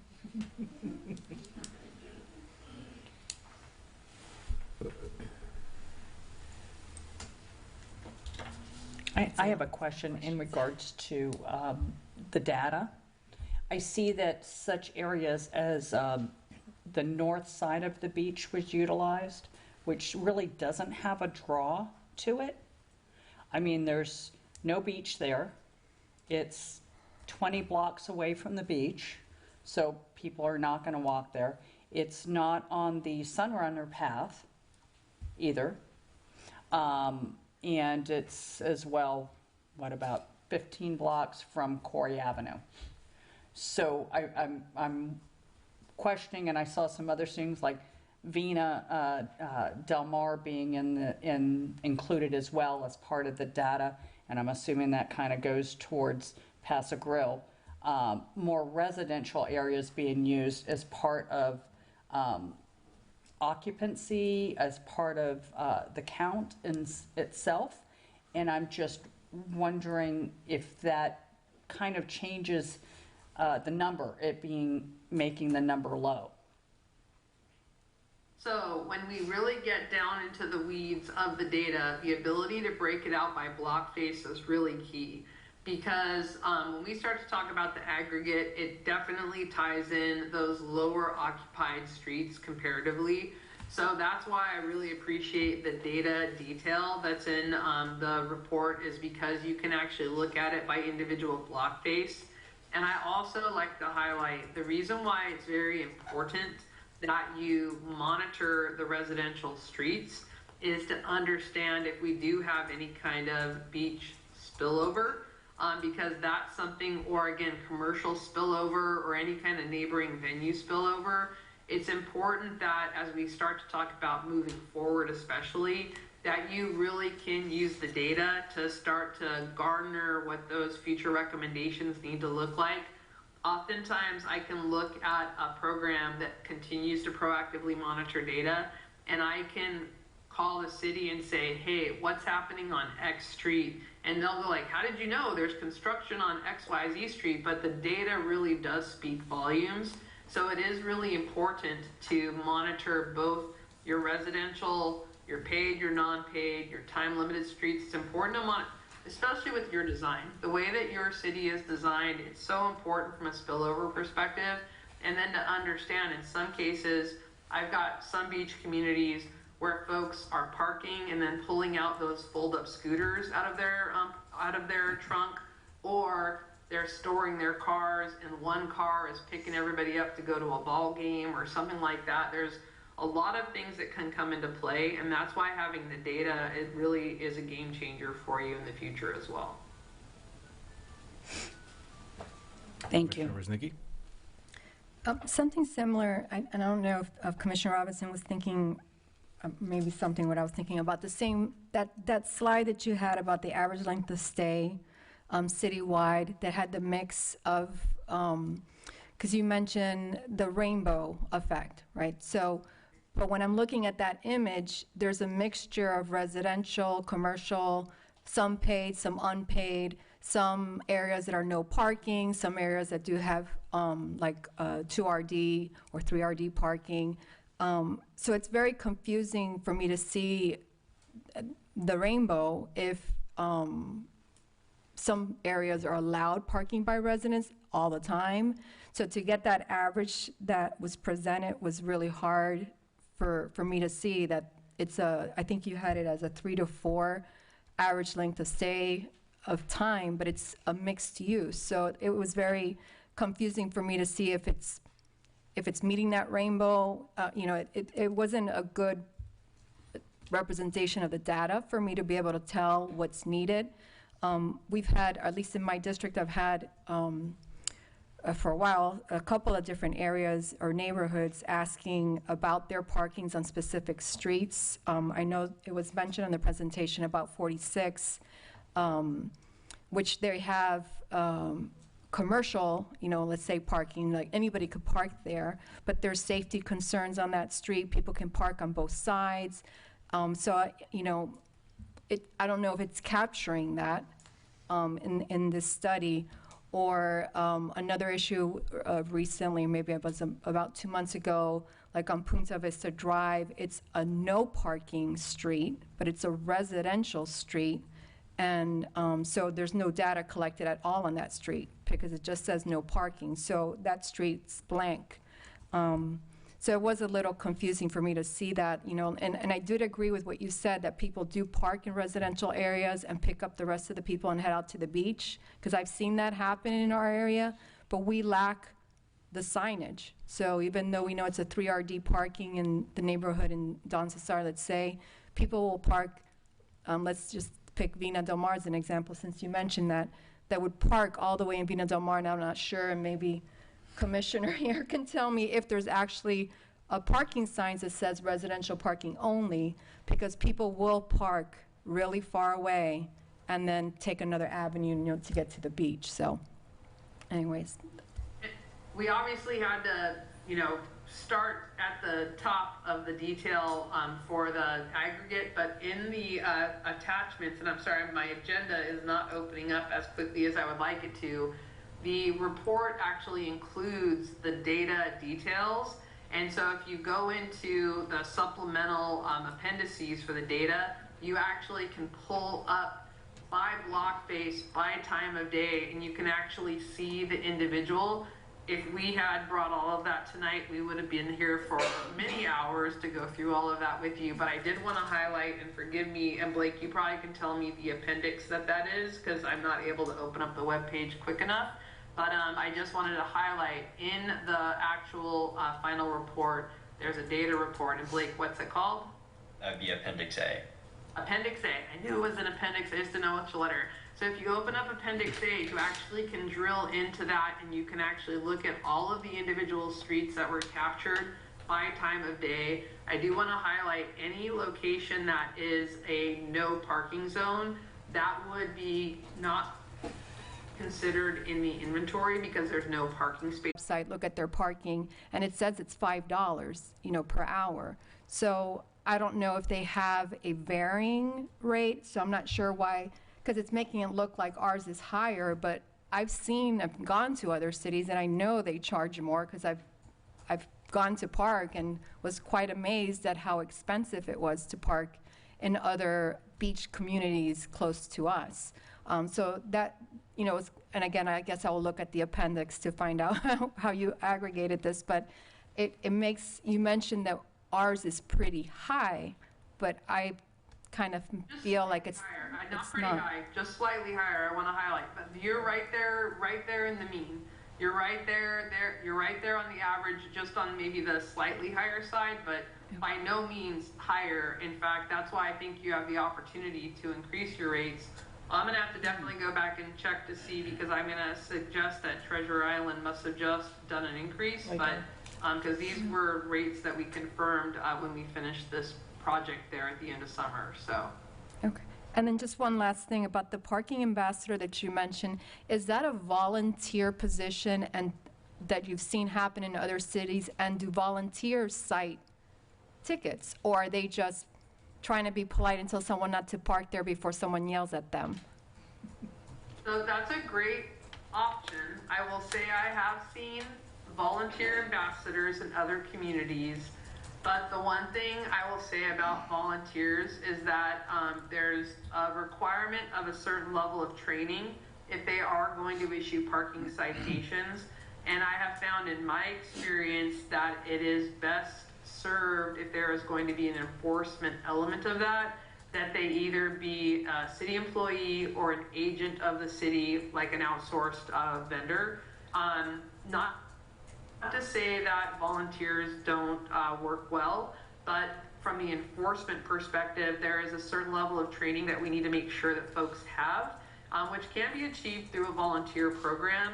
I see a lot of communities that utilize volunteers to do disabled parking space enforcement. And while it's something that can be effective, it's a bit inconsistent. So I think that it's one of those resources, especially in such a high touch point location, that while it could be a volunteer, I think that the more effective model would be somebody that has the training capacity to be able to enforce the same rules that they're out there trying to educate and inform on. Commissioner Maldonado? Thank you, Mr. Mayor. So yeah, I just wanted to circle back and answer Commissioner Ruznicki's question. We do not have restricted parking on Vina Del Mar. We're fortunate that most of our residents use their driveways and garages, so there's plenty of parking. We don't encourage people to come down and use that. But it is something that does happen. I see folks walking over the bridge with their, trailer full of items and things like that.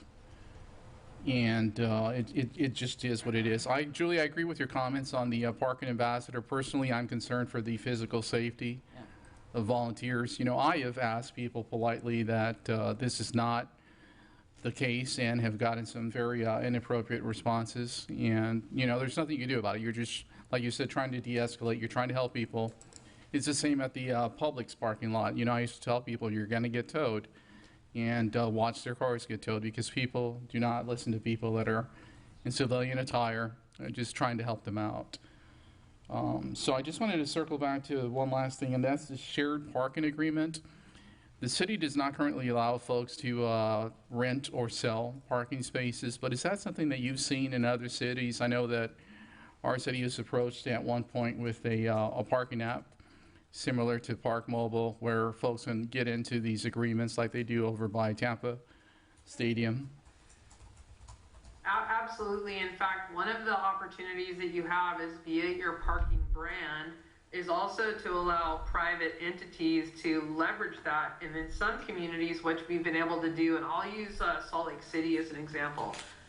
The city of Salt Lake City does not own any off-street parking assets. And so what they did is they created the Park SLC brand. And then what they did is they created this list of, I'll just say 10 criteria that you as a private property owner could leverage our brand and our imagery, and we'll put your information out on our website, but you had to meet these 10 criteria and be subject to inspection, et cetera, so that way I could guarantee the parking experience for the visitor or guest that will park in that location. So kind of similar to what you were describing, is there's an opportunity for us to leverage and expand our program, because the core solution here is make it easy for people to park, get them out of their cars, go spend their time and money, and then get in their car and let the next person come along, right? And so anywhere that we can leverage the parking infrastructure is ideal and optimal for the program. There's no doubt about that, for sure.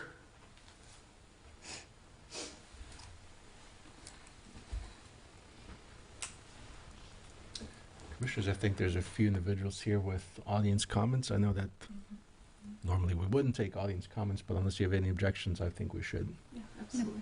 Yeah. Okay. Do we have any audience comments for the parking study? If you so indicated on your yellow card, the city clerk will call you now. Amy Auerbach.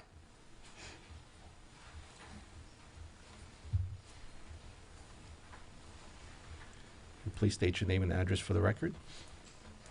Amy Auerbach, 240 46th Avenue.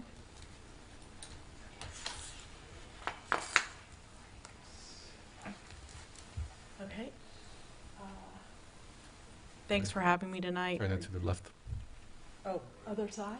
See the No, Other way. upside down. There we go. Thanks, guys. All right. I'm here tonight. We have 4 members, including myself, from the Lido Beach Civic Association, and we're here tonight to comment on the parking study. Are you asking for additional time? Pardon? Are you asking for additional time No, beyond? no, I have 10 minutes. Okay, Yeah, I'm just saying, yeah, I got 10 minutes. thank you.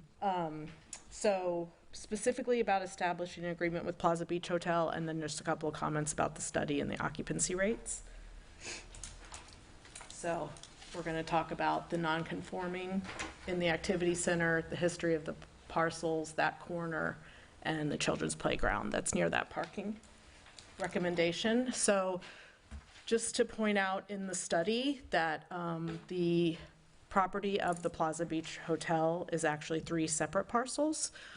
So just wondering, do you really count it as one thing or 3 separate things, and how that affects any recommendations? And then also on page 12 of the packet, That property named as 3855 Gulf Boulevard is actually not owned by Plaza Beach, although the report seems to indicate it is. So just wanted to highlight that SunGold LLC as the owner, and those don't have a number. They're just in the property appraiser's site as Gulf Boulevard. Then regarding the financial projections that Dixon put together, so pulling just a question out of the study. So if 85% is the industry benchmark, and this study is already saying that the city is underutilizing the parking and that we only have an average occupancy rate of 37%, are we really short on parking if there's such a gap between the industry benchmark and what we have today?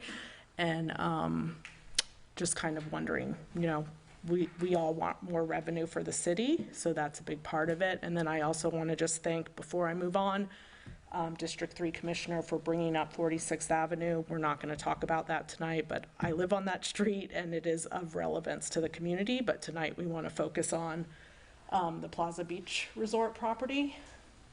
So recommending a parking lot on this property is non-conforming to the activity center character district in which it resides. The purpose of the activity center district is to provide commercial development with secondary residential purposes, and that the commercial redevelopment will be encouraged in a manner that will serve retail services, needs of residents and visitors alike several decades into the future, and a parking lot by its nature does not serve residents. Plaza Beach Hotel, who's the named owner of that parcel, was brought to the special magistrate and has operated that property without the appropriate permits. The initial case for the special magistrate was entered in December 2022, and the complaint was secondary use created without a primary use. And then you can see the excerpt from the special magistrate order that was on August 14th, 2023, confirming that it was established that they used the vacant lot for off-street parking without their conditional use permit, and that the fence was erected without a permit. Additionally, this property owner removed trees from that property without a permit. And this after-the-fact permit that I've shown is a poor representation of the trees that were actually cut. We also have concerns in the neighborhood about this property because the property owner in the past has had a lot of litter and trash on this property, and we don't have a high degree of confidence that this property owner maintains the property properly. And this excerpt is from the staff report from a second attempt by this property owner for a conditional use permit. And here's the current state of the property. So I didn't think I had time to show you the terrible transformation from what used to be a beautiful green space to now yellow grass, dirt, piles, shipping containers, etc. So with these parcels, the city staff has already recommended against a parking lot in this location. This was on October 24th, 2023, when there was a conditional use permit and the staff recommendation that that conditional use as proposed would adversely affect the public interest and may significantly adverse affect the character of the area.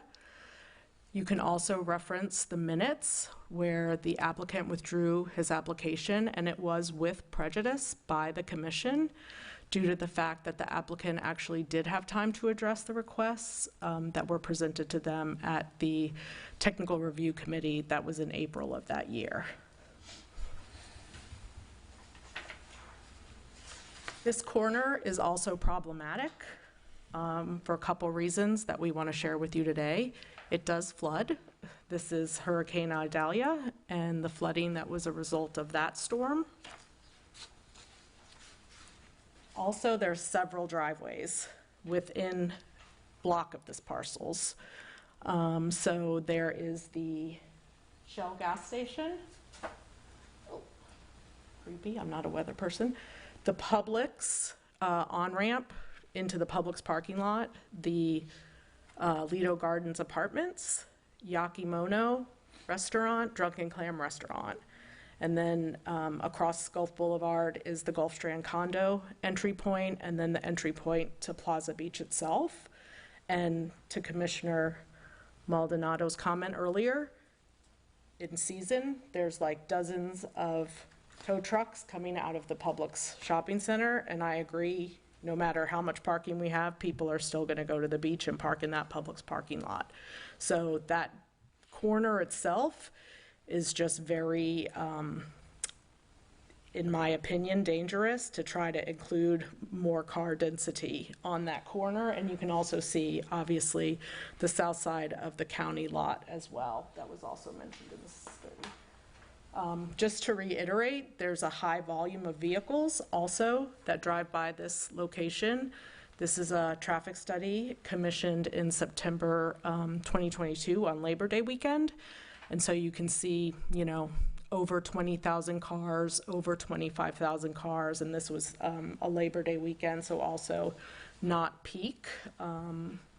So we have a concern in terms of the volume of cars again, and people trying to come and go in that area.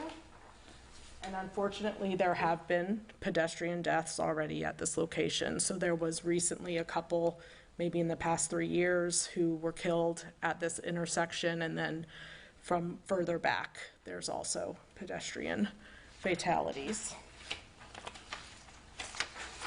And then in conclusion, this Plaza Beach property is adjacent to a children's park.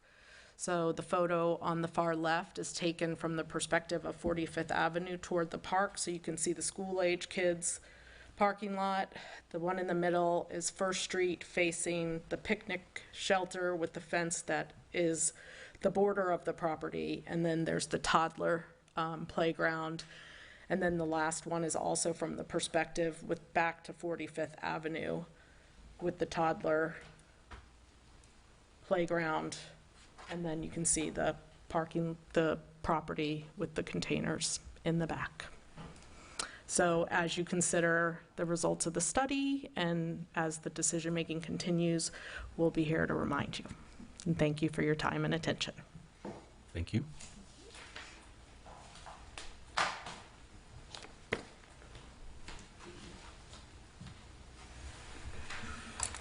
Ron Vigno.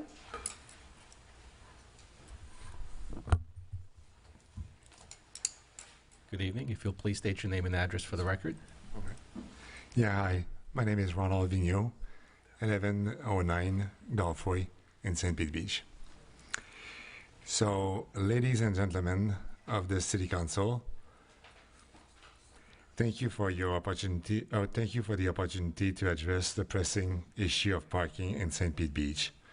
We all know how vital it is to ensure that our visitors can easily and conveniently find a place to park, especially as our beautiful beach and local attraction draw more and more people to our city. Today, I'd like to propose a solution rooted in the principle of free markets. Currently, homeowners are limited in offering their own space to visitors. I believe that if we allow property owners, whether it's in Paso Grill or anywhere in St. Pete Beach, to offer a parking of their own land for a fee, we can address our parking shortage in a way that is efficient, flexible, and community-driven. Importantly, this approach would come into play only after the city's own parking facilities are full. In other words, homeowners would have the opportunity to offer parking of their private property only when the public parking options are already at capacity. This ensured that the city does not lose any revenue from their own parking operation. And it provides a conveniently overflow solution during the peak times. Additionally, allowing this kind of private parking solution will help drive our local economy when visitors can find convenient parking, as they are more likely to stay longer, visit our restaurants, explore our boutiques, and enjoy our coffee shops. This simple change will not only relieve parking pressure, but also support the small business that makes St. Pete Beach unique and vibrant. By embracing a free market approach to parking as an overflow solution, we not only solve practical problems, but we also strengthen our sense of community, boost our local economy, and foster innovation. So let's trust our residents and the visitors to work things together to make parking in St. Pete Beach much better. Thank you. Thank you. Lauren Moniz.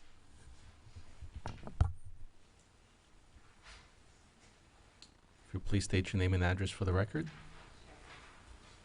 Hi, I'm Lauren Moniz. I live at 1109 Gulf Way in Paso Grill, or what I affectionately call the parking purgatory of PAG, because people lose their minds when they're trying to find parking there.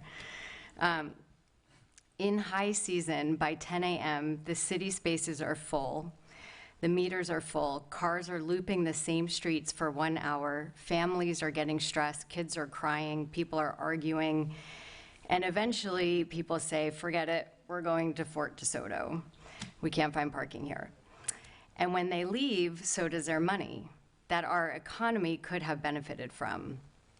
I'm sure we lose thousands of visitors per year due to the stress of not being able to find parking. So while visitors are stuck in parking purgatory, hundreds of empty driveways are sitting right there in the neighborhoods, totally unused. My driveway, my neighbor's driveway, all empty, all available for use to alleviate some of the parking pressure the city faces. So we're asking the city, I'm asking the city, to allow residents who have space in their driveway to open their spaces to visitors for a fee. This is only when the city parking is full, so the city will not lose money. The city gains a happy visitor that will spend money on businesses here and will come back again and again. If they cannot find parking, they leave and they never come back, taking their tourism money somewhere else. In the parking plan, it is recommended that the city adopts a more innovative parking technology that, quote, prioritize cellular networks for enhanced connectivity, end quote.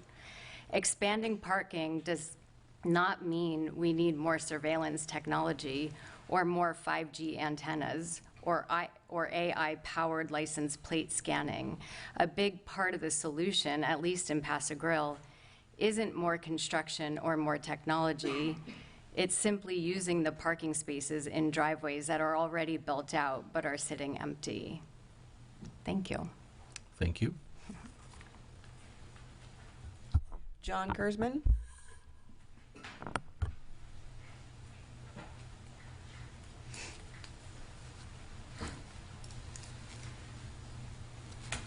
Hi, John Kurzman from Bahia Honda Way. I'm happy to be back here. On the parking, you know, I attended the earlier workshop, and there was just and hearing some of the things that people have said, a couple of ideas. One is, it seems like if purpose-based parking was available, it would be helpful. In other words, people are welcome to park on Corey, but they're there to shop on Corey, not walk to the beach. So the technology now exists that you know, after you dine or after you buy something or after you go into a store, you get a code, and then you'd enter that code to pay for your time. And so you could have your 2-hour parking, but you could establish that the guests of these businesses can take advantage of the area. The next thing is hearing about the parking over near 46th, it reminds me, I once tried to use that toddler playground for my toddler, grandchild, not me.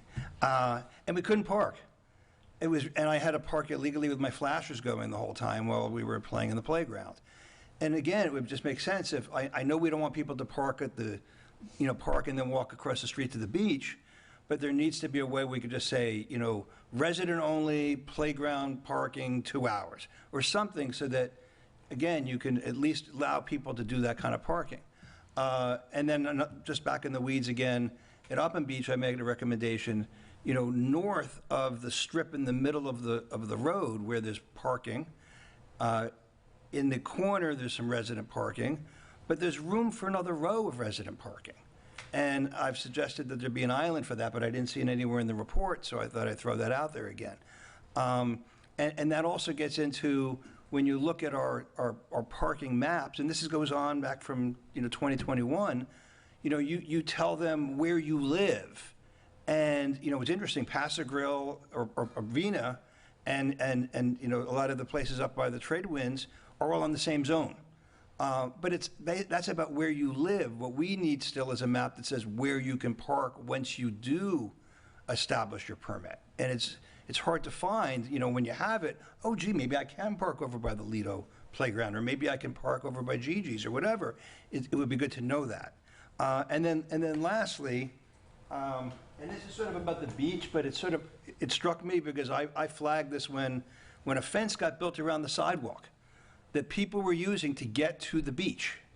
And there's a state law since 1980 that says the public's right to laterally traverse the sandy beaches of the state where such access exists on or after July of 1987.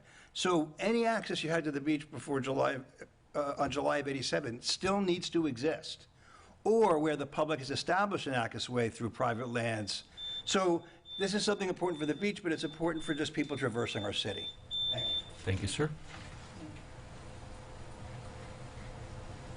I believe that's all I have on the parking. Thank you, City Clerk.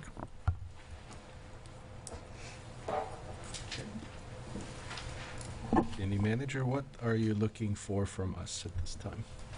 So generally, just absent any objections to the many ideas and outcomes in the report, staff will take the report and begin to bring back various items through the public process for implementation. As you can see, they require code changes, fee changes, and those would all be subject to the public process.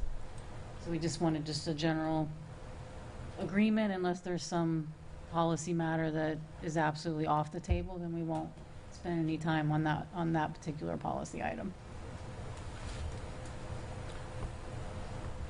So a couple of items. Let's start with Corey Avenue and 8th Avenue. I think for those in particular, I think I would like to see more community input, especially from the business owners.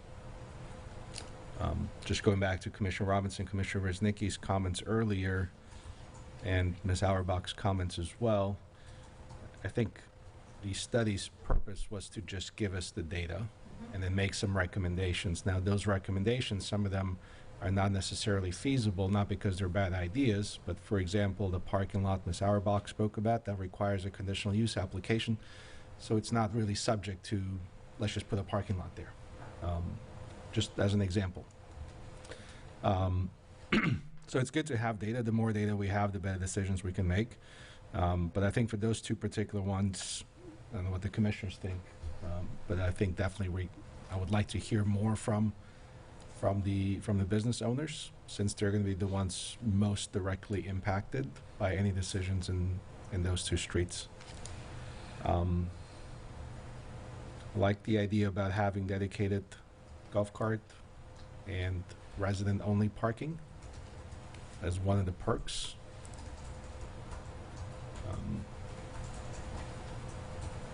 I know we have it down in Paso Grill for golf carts, but it'd be nice, for example, to have something available at Upland Beach, especially where Mr. Kurzman mentioned that we do have, vacant, space available that could be utilized that way.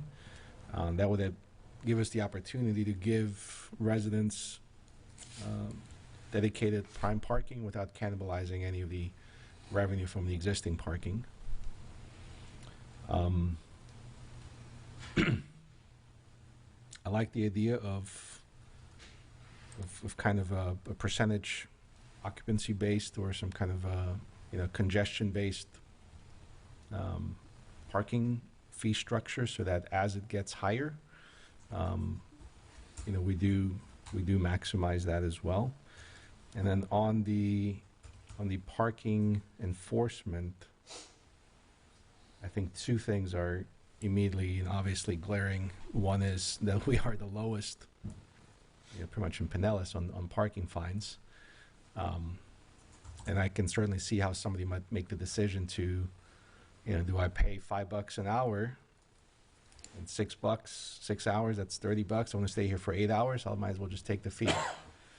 So I think that warrants looking at. So just for information, we generated almost, it was like $398,000 last year in parking fines. If we went from $30 to $60, that still puts us $20 cheaper than almost everybody else. So that would be an additional $400,000 potentially in revenue to the city. And we haven't done anything with this yet, right? So we just changed the fine amount. We haven't hired staff. There's a zero additional cost added to that, to the city. On the other hand, if we also looked at increasing the parking enforcement staff, how many staff do we have right now?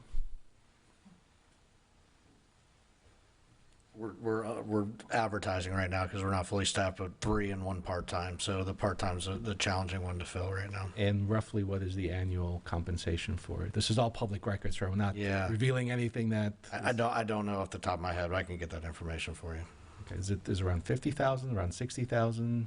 I would say probably in the midpoint, yes. Okay. So if it's $50,000 and we have 3 people, that's $150,000 of salary expense vis-a-vis $400,000 or potentially $800,000 of, I hate to use the word revenue. It's just that's the way accounting works. Like it's money that comes in.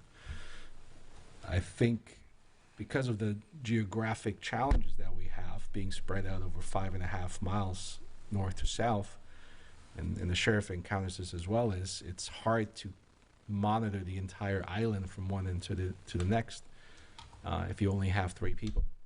And so, for example, one of the examples was a sign that's in Paso Grill for residents only parking with a $90 per every 2 hours fine.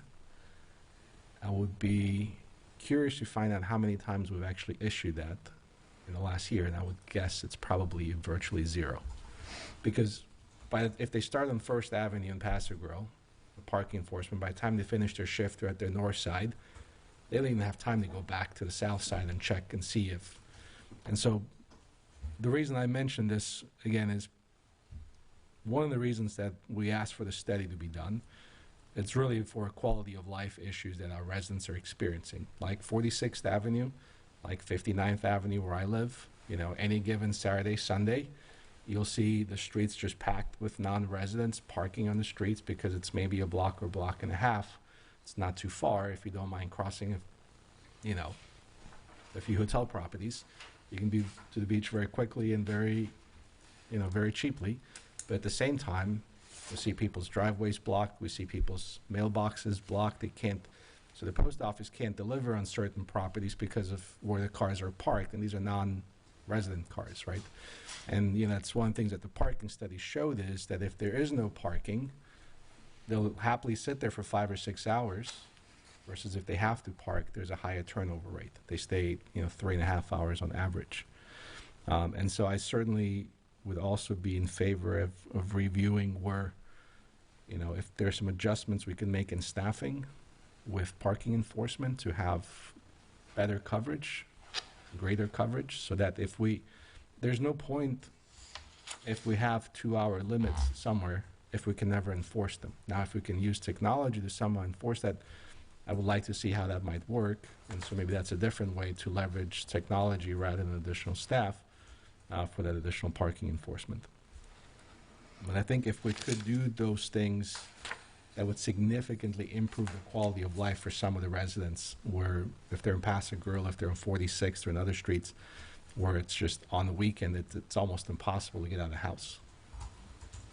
Yeah, and 2 points I'll make, as far as the fines for some of the, illegal parking, things like that. So we are looking at all those figures of historical data, and that way we can bring back to you, hey, if we raise it this much, this is what the revenue would look like. But again, the goal is to get compliance, right, and to make sure people are parking correctly and that these spots are turning over.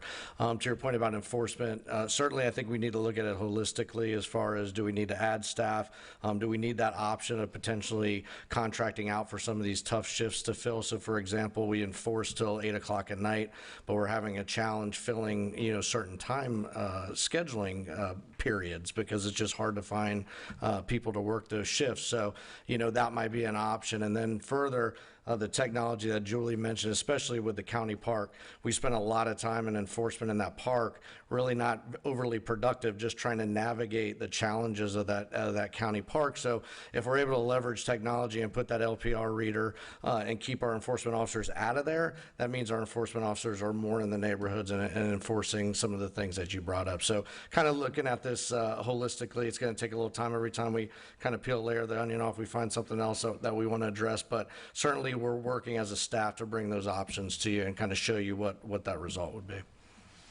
Commissioner Robinson? What is the arrangement with the county park again? Refresh my memory. So the county park, so we have basically they maintain the facility, the parking facility, so the pavement, things like that. So the striping, the things we talked about, the striping, the errors, all that would fall to them to get done. So that's something we can immediately address. We can work with them on that. They split the cost of maybe signage if.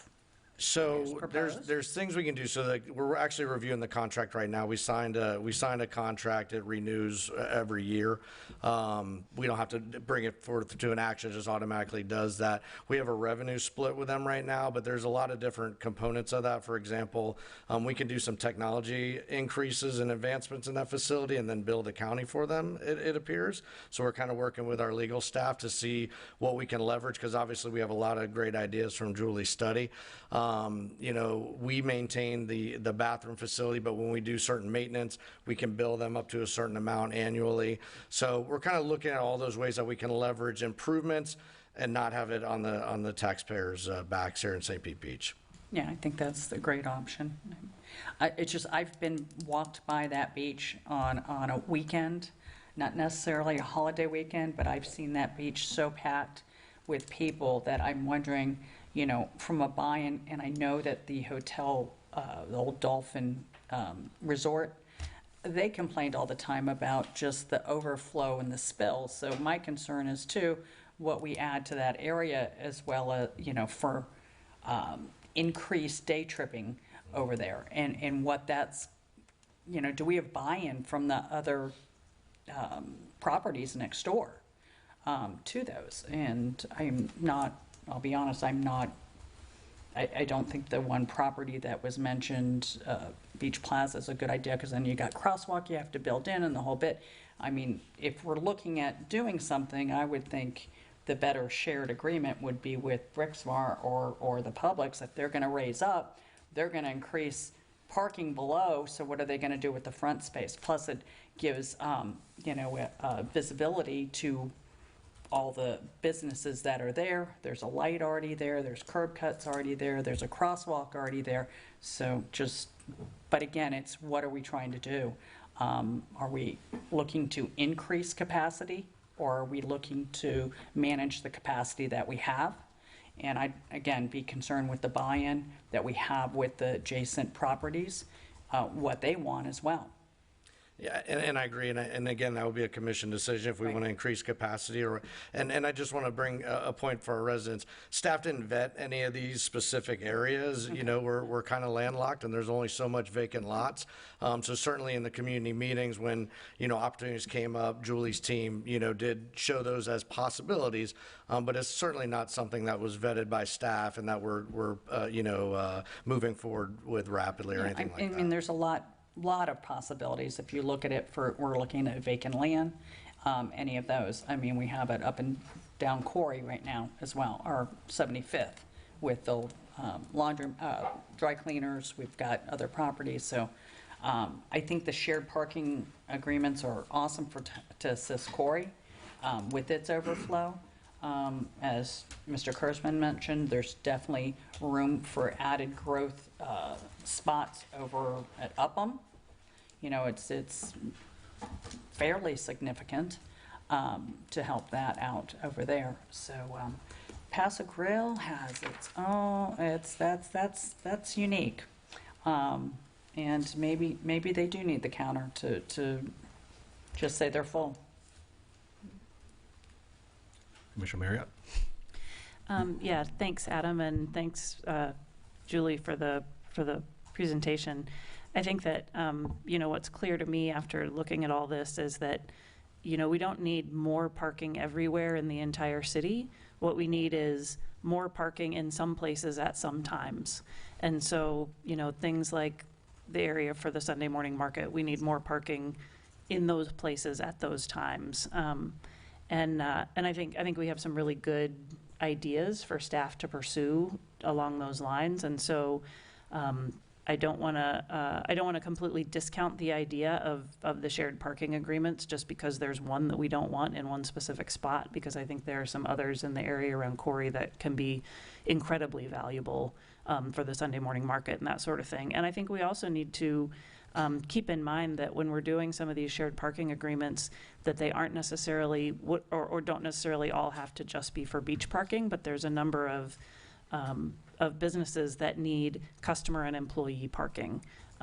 You know, I know that, you know, Gigi's down at the entrance to Bella Vista, you know, really struggles with that. You know, where do their employees park? And if their employees park there, there's nowhere for their customers to park. And so there are some places where maybe some sort of shared parking agreement that's just for employees of neighboring businesses could be very helpful as well. As we're talking about increasing our, you know, potential, not necessarily increasing our parking rates, but increasing our parking rates at surge times, and getting some additional revenue from that, I would also like to see us consider maybe slightly lowering the rates at really low use times. You know, because I think that there are, you know, I know from, you know, and it's small anecdotal information, right? It's not, this hasn't been studied by me or anyone else, but, you know, on weekdays, in the off season, in bad weather, when people who use the water, not just the beach, want to go to the beach, that there's a disincentive for them to come to St. Pete Beach because it's, you know, $4 or $5 an hour to park. And so, you know, and I hear that frequently from people in the surfing and the windsurfing and the kite surfing community, that they're like, man, the place is empty. I'm the only one there. Nobody wants to go to the beach at, you know, 8 o'clock in the morning on a day when it's set, you know, 52 degrees and blowing 30. But I'm going to have to, you know, like, I can either pay for parking or I can go out to breakfast when I'm done. I'm not going to do both. And so, you know, I think there may be some opportunity, and I don't think it would take much, you know, but like if we're gonna bump the parking up $1 an hour for holiday weekends and potentially sunset and surge times, let's back it down $1 an hour for, you know, weekdays before noon in November or something, you know. I mean, I think that there's some opportunity there to maybe get more people to come to the beach. You know, I don't know that we would even be losing any revenue. I think we would perhaps be getting more people to come use that resource. And so I think that's all I have in my notes. But again, thank you guys very much for putting this all together. I think we have some great things to start working on and to move forward on and make progress with. Commissioner Woznicki? Yeah, just to add on the on-demand parking, it would be nice to have maybe a map of our city of the areas that would need those on-demand, whether it's based on business like we're talking about or events, to kind of go in conjunction with the fees, because it's a twofold, right? If you charge too much, not only is for the beachgoers, but also for businesses. And I'll give you an example, a personal example, which is why I know Treasure Island charges more. I went for, I think it was last year, for their Sandcastle Showvation, and it was literally $30 an hour. So I got there, finally found a parking, parked, and then I had my family with me, so I'm like, okay, we'll all chip in, let's park this. But it was a distant, we literally left at that hour. We didn't stay. So the businesses there inherently suffered because I didn't stay. We went to go eat somewhere else. You know, we went to downtown St. Petersburg, you know, just how far we went, because we could stay there longer and enjoy the day more. So increasing prices can also cause harm to businesses. So you got to kind of look at that. Maybe asking around, like what's happening, and like it showed in the study, that's the beaches that are charging a lot. St. Petersburg is not. So are the beaches successful in charging more money other than the revenue for the city, but is it successful for the businesses and everything else? Or are they being hurt because people just leave? They don't really spend money on anything else other than the parking. So I'd be careful with that. And with that, what is our capacity? You know, we're always talking about, you know, up here on CUPs about traffic studies and density and too many people. But if we're opening up thousands of more parking spaces because we're going to have shared parking or resident parking, do we just do it on specific times when needed versus saying that we have this year round? Because we're in essence increasing more people on our island. So I would just caution with, you know, with that. I agree. I definitely think it's a balance. You know, like Julie said, the good thing is we have the data now. More importantly, we have the methodology that Julie and her team utilize so that we can start studying these things. And then to add on that, we have done good with technology, especially in the parking area, that we do have the technology in place that we can do some of these things that have been discussed that may not be possible in other communities, but we already have that in place. We just haven't really fully leveraged it in our community. So as we move forward, we'll be able to leverage a lot of these things that we learned from the study and that our technology is able to do. So I think we can get there. Thank you. Commissioner Maldonado? Just two things briefly. The first is thank you for the study. It was very thorough. I believe I read in there somewhere about a max for holidays, and I think that's one of the areas that we can immediately turn up and, you know, increase the revenue just by the flip of a switch. And then the other thing I just want to get ahead of is a phenomenon that's going on in Gulfport with the van life, where folks are coming in to areas that don't have parking restrictions and basically camping out. So it's something that we're going to have to consider at a certain point, just as a preemptive measure so that our residents aren't impacted, but we're also being fair about that. Thank you. Thank you. City Manager, do you have enough to work with? To work with. Yes, thank you. We had about 47 items before this meeting, so we'll be busy. We'll be busy. City Clerk, are there any general audience comments? Bill Thompson? If you'll please state your name and address for the record. Bill Thompson, 664 76th Avenue. So, we switch gears here from parking to zoning. How's that? I have property on the south side of 76th Avenue. It's the northern district, northern edge of the TC2 boundary. I've talked with, first of all, let me thank Brandon.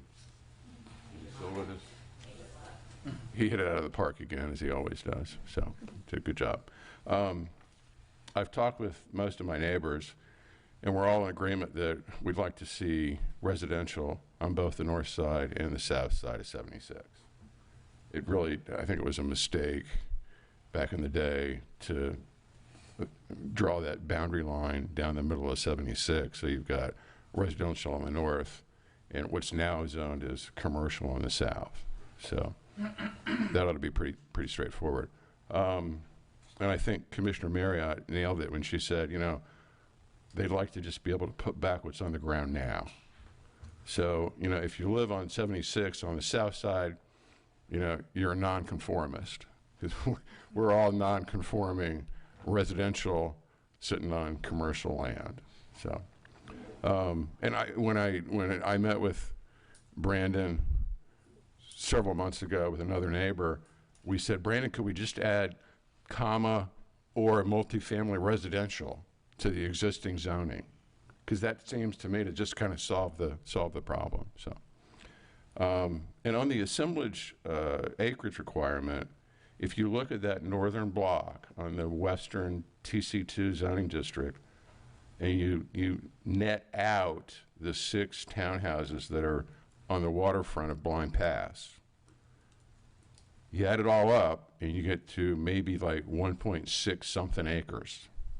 And the magic number now for assemblage is 1.7. So it makes sense to ratchet that down a little bit and continue to foster at least the opportunity for assemblage for a larger project. But at the same time, we don't want to preclude being able to rebuild what was there or what is there now for residential. That's all I have. Thank you. Thank you, sir. John Kurzman. John Kurzman, be underway. I've got a couple topics. First is, if you can zoom in on this. Here, I'll reposition. This is not my X-ray. This is from Realtor.com, and it's a sound map, and it's showing you where the most noise is in the area. And so down below is you got Terra Verde, and then you have us. But you see that it's not showing the top of my screen. I'm not seeing what you're saying. Anyway, okay. So this is a blow up. The hot spot is along Corey Avenue, and if you saw it in true color, it goes all the way to Blind Pass. So I am very concerned that you're going to expand residential. I would recommend expanding commercial, because if you could have businesses that are open during the day and aren't going to complain about noise, that could be beneficial. These businesses already exist. We have music venues, we have entertainment. So the idea of putting more people there to then say, oh, I bought, and now I'm going to complain about the music, I don't think we should set that stage. Another topic, as I was on a conference call a few weeks ago with Pinellas County, they did a seminar or a Zoom call about their reclaimed water. They want to raise the rates. But they also talked about meters and other things. I'd be happy to talk to someone about it later, but it was very odd what was going on. Next is, we've always talked about ghost chairs, chairs that serve no people. I've been watching what's going on in Fort Walton Beach now that the new customary use ordinance has, gotten straightened out. And in fact, it looks like things have gotten worse there in some regards. And I'd hate for that to happen here.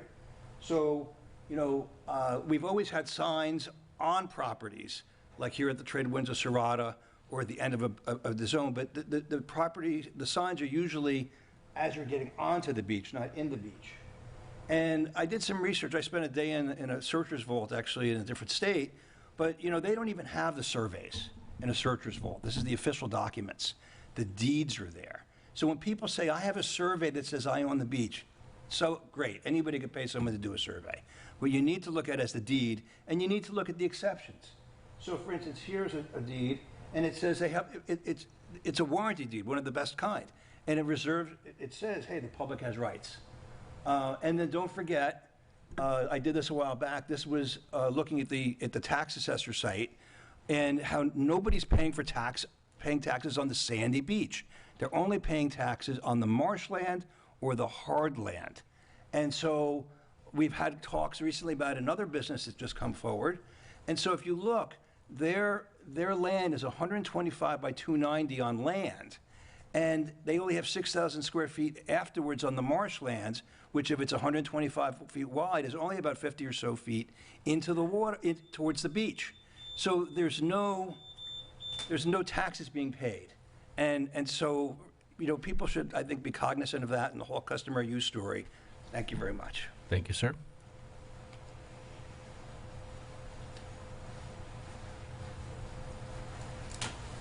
I have no more general comments. Thank you. Yours is on an item that will be heard. Oh, okay. Bill Lowry.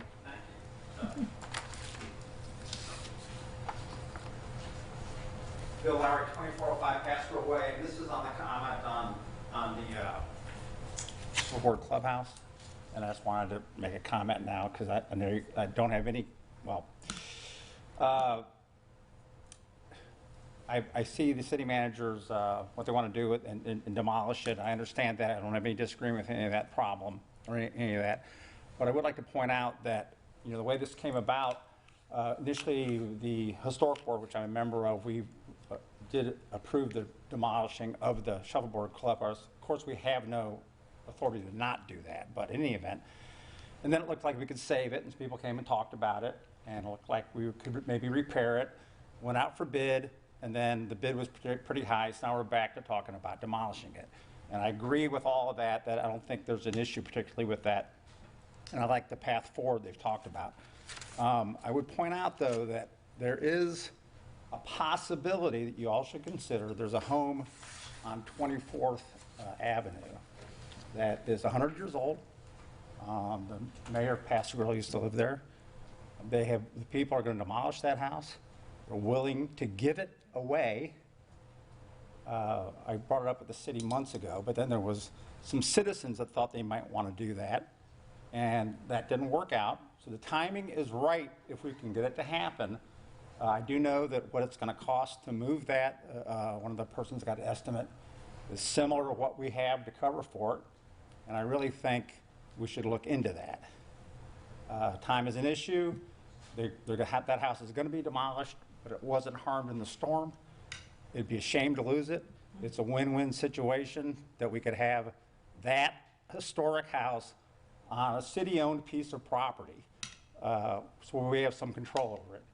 Because as you know, we're losing lots of houses down there, and if we could save one, it'd be a good thing to do. So I have a lot more information about that.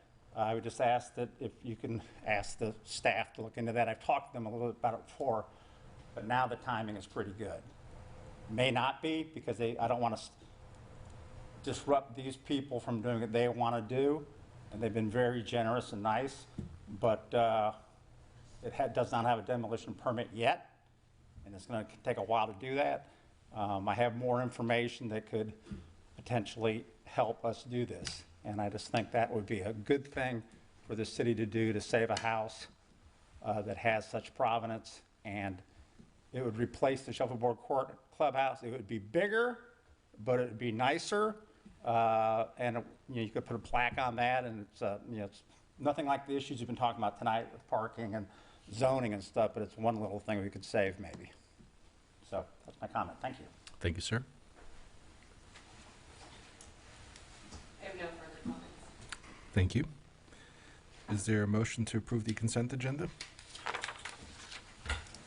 I motion to approve the consent agenda. Second?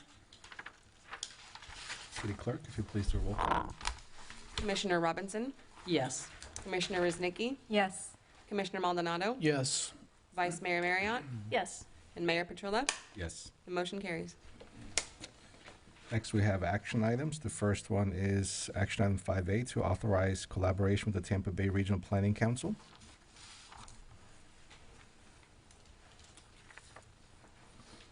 Good afternoon, Mayor, Commissioners. Gil Martinez, Senior Planner, Community Development. Before you today is a request for authorization for city staff to partner with the Tampa Bay Regional Planning Council and the National Wildlife Federation in the development of the Tampa Bay Coastal Master Plan.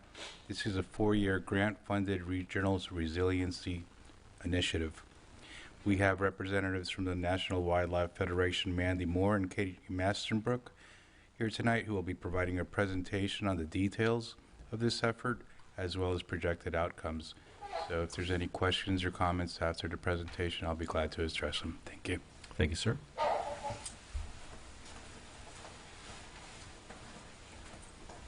Good evening. Amanda Moore, National Wildlife Federation. Gil told me to keep it quick, so I'm going to be quick. I am the Senior Director of National Wildlife Federation's Golf Program. I live in West St. Pete. Katie here with me is from St. Pete as well. And we are working on the Tampa Bay Coastal Master Plan. I'll tell you a little bit about what that is tonight briefly. Any follow-up questions, because I'm going to zip through it, so just let me know, and I'm happy to answer. But the master plan is a 4-year project to develop a science-driven and community-informed plan for flood risk reduction and habitat restoration and protection. And the Tampa Bay Regional Planning Council is the prime on this project. As I'm sure you know, they're one of 10 planning councils across Florida, 6 counties, 23 municipalities, and they really work to foster collaboration across jurisdictions, and in this case with resilience planning. National Wildlife Federation is a sub on this grant. Our job is to do direct outreach to communities and then to folks, decision makers like you. Should I do the click or you click? I'll do it for this one. There we go. So really briefly, why do we need a coastal master plan and what's going on here? We actually wrote this grant and applied for it well before the storms came. But as we all know, and we're talking about tonight, that there's been very heavy development patterns in the region. We have developed over coastal land and previously agricultural land, and made our communities more vulnerable to things like rainfall, storms, sea level rise, high tides. And so we've really been developing to keep the water out, and dredged and paved over a lot of our natural flood defenses, which are our wetlands and our forests. And Tampa Bay is consequentially one of the most vulnerable regions in the world to coastal flooding by economic damage vulnerability. Very built out, very densely populated, and there's been some recent studies that are estimating the property loss, projected property loss, nearly $3 billion in property value by 2045, and close to $17 billion by 2070 from tidal inundation.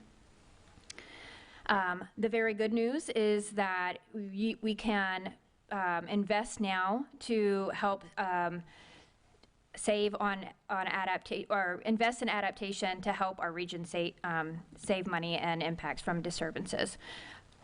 And so this plan is essentially a roadmap, and it's modeled after plans that have come already and been in place and seen a lot of success. So Louisiana is a big inspiration for the Tampa Bay Coastal Master Plan. After Hurricanes Katrina and Rita, the entire state of Louisiana said, okay, we've got to do something very different. We're extremely vulnerable. And they have really walked the talk and invested heavily in their coastal resilience and protection. Very different coastline, so it's not apples to apples, but there's a lot of things that we can learn from places like coastal Louisiana.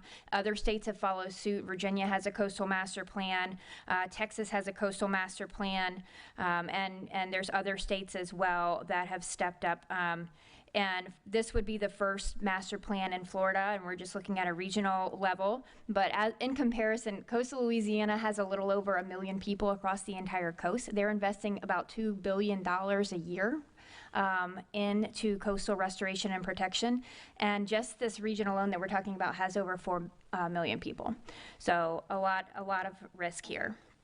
And so this plan is really, again, it's a roadmap for flood risk, project implementation and prioritization, and how to get funding. And this is the footprint. It's 7 counties, again, 4 million people. It's not just coastal, we're calling it the Coastal Master Plan, and communities like St. Pete Beach are extremely important, but also looking at inland communities. There was so much riverine flooding that we saw after Milton, for instance, and so they're definitely included in this project. Technically, the entire state of Florida is a coastal zone. We have 2 big goals for the plan. It's to reduce our current and future flood risks to communities and to protect our habitats and ensure natural systems are resilient in the face of a changing climate. There are 4 phases. They roughly go with the 4 years. The stakeholder engagement's the first year. We are in the first year of the project. It began early in 2025. And we are doing the stakeholder engagement work, which is partially what we're doing now. But this work will continue throughout the entire project. We'll never stop engaging with communities and with key stakeholders. The plan is designed to be updated every 5 to 6 years, and that's typical for all the different coastal master plans. And so this will be the first iteration against a living document. And I think it's really important to note that there has been so much work done on vulnerability assessments and other flood chronic flooding work. And so we want to make sure that we're building on that, we're being additive to that, that we're respecting the existing work. And that's a big part of what we're doing right now as well, is making sure we're collecting all that data and building from that. We are not trying to reinvent the wheel or be inefficient. And then the next phase is a risk assessment phase. This is when we're mapping and prioritizing areas for projects. And this will include the technical flood data. It's going to be compiled and reviewed with local knowledge, and that's going to be gathered during public listening sessions that will be starting soon. So it's not just looking at data, but it's kind of this balance between the community input and the technical data as well. Again, a community-driven and science-based plan. And I want to take a second just to talk about the types of floods that this plan will address. So chronic sea level rise flooding, tidal flooding, rainfall flooding, and storm surge flooding. And there's going to be structural and non-structural solutions, and non-structural being a good example of that being home elevation. And that's one of the only solutions really that can address more major storm surge inundation, but also nature-based solutions. So we'll talk a little bit I'll talk about those now really quickly. So when we talk about nature-based solutions and hybrid solutions, we're talking about things like living shorelines, green infrastructure, urban wetlands, and things that provide what we call co-benefits. So reducing flood risk, but you're also gaining a healthier coastal habitat, improved water quality, improved fisheries, stronger tourism, improved quality of life, and a more resilient, faster recovery from these flooding events. And that also helps us achieve those two goals that we were talking about of not just flood risk reduction, but also the habitat protection and restoration. So then we'll go into our project development phase. Again, working with both community and technical side in that, and gathering information, and then going into our final plan, which will be unveiled in a symposium. It will summarize flood risk mapping and have prioritized project lists. It's going to include an interactive dashboard to help communicate the plan's findings to the public. And so this will be a nice tool for local governments that has actionable project ideas and data and decision support tools to enhance your capacity to assess risk and implement adaptation solutions. So the funding for this is primarily from the National Fish and Wildlife Foundation. We have a $2 million grant to do this work, which is really a shoestring budget. The Louisiana Master Plan, for instance, is about $12 million at this point for them to implement and plan out over time. So we are constantly looking for other grant, supportive grant funding to go with this to help us do more outreach. But that's where we're funded from. This is a list of current partners and collaborators. I don't think it is, I think it's actually more have joined to date, but just an important slide for you to have an idea of who the partners are out the gate on this plan. And then I wanted to really quickly talk, we have two different work groups. So there's a community work group that really focuses on engaging communities and having transparency, making sure that we are building capacity with underserved communities to participate in this work. And it's really guiding how we do our outreach and where and how often. And then the technical work group is gathering all the local data and completing flood mapping and risk assessments. And so we work kind of side by side in parallel, and then at key times come together to make sure that we're balancing that technical and community focus input. And we're doing workshops right now. University of Florida is leading some of the trainings on community workshops, and a lot of them have just recently passed, but we have one coming up in Pinellas Park on November 13th. So that's one way that folks can get involved, is attending that workshop, learning how to lead your own community listening sessions. We have back there a QR code that leads you to a flood risk assessment where you can participate that way as well, like right now. And then tonight, as Gil was saying, we wanted to invite St. Pete Beach to join as a formal partner collaborator on the plan with all those other municipalities that were on the screen. And I have a handout here that I can give to whoever about the details of what that distinction between partner versus collaborator as a collaborator, you're participating in work group meetings, and helping with report dissemination, helping with the risk assessment data collection, making sure we are not being redundant and we're including all the good ideas that St. Pete Beach has in this already and building from those with the community. And that is all. Thank you so much. Thank you. Should I give this to anybody up here? Anybody want this? Or? Yeah. City Clerk. Commissioners, questions, comments? Commissioner Maldonado? Yep, thank you. No tech issue there. Yeah, no, I'm happy to see collaboration versus partnership. I think it not only elevates the status, but it really just underscores the importance of the co-benefits. So I'm highly supportive of that, regardless of partnering or collaboration, but I do favor that, so thank you. Thank you. Thank you. Thank you very much. Thank you. City Clerk, are there any audience comments? There are no audience comments. Thank you. Commissioners, is there a motion? I'll make a motion to authorize collaboration with the Tampa Bay Regional Planning Council and National Wildlife Federation Tampa Bay Coastal Master Plan, and to designate the city manager or designee as the liaison for participation and coordination activities. I second. City Clerk, please do a roll call. Commissioner Rosnicki? Yes. Commissioner Maldonado? Yes. Vice Mayor Marriott? Yes. Commissioner Robinson? Yes. Mayor Petrilla? Yes. The motion carries. Thank you. Next, we have item 5B, Resolution 2025-25, authorizing the demolition of the Shuffleboard Building. A resolution of the City Commission of the City of St. Pete Beach, Florida, authorizing the city manager to enter into an agreement with Paul Materials, Inc., doing business as Paul Demolition, to demolish the Shuffleboard Building at 101 9th Avenue. Good evening, Commissioners. For the record, Camden Mills, Public Services Director. So this item we had previously presented back in April, and we received the direction to solicit competitive bids to evaluate if a rebuild would be feasible for the Shuffleboard Building that's currently located on 9th Ave. This building is historically designated. So this building has been 100% deemed 100% substantially damaged by our building official as well as FEMA. We had previously solicited quotes for the demolition, and the low bid on that was just over $8,000. A couple updates for you since our April discussion was we have received an updated insurance after cash value of just over $94,000. And then we did solicit a competitive bid to see if a rebuild would be feasible, and that value came back at just over $192,000. With that bid, I'll go back here. With that bid that we solicited, it was a public request for proposals to rebuild the structure. And as I mentioned, the $192,000 was the low bid that we received.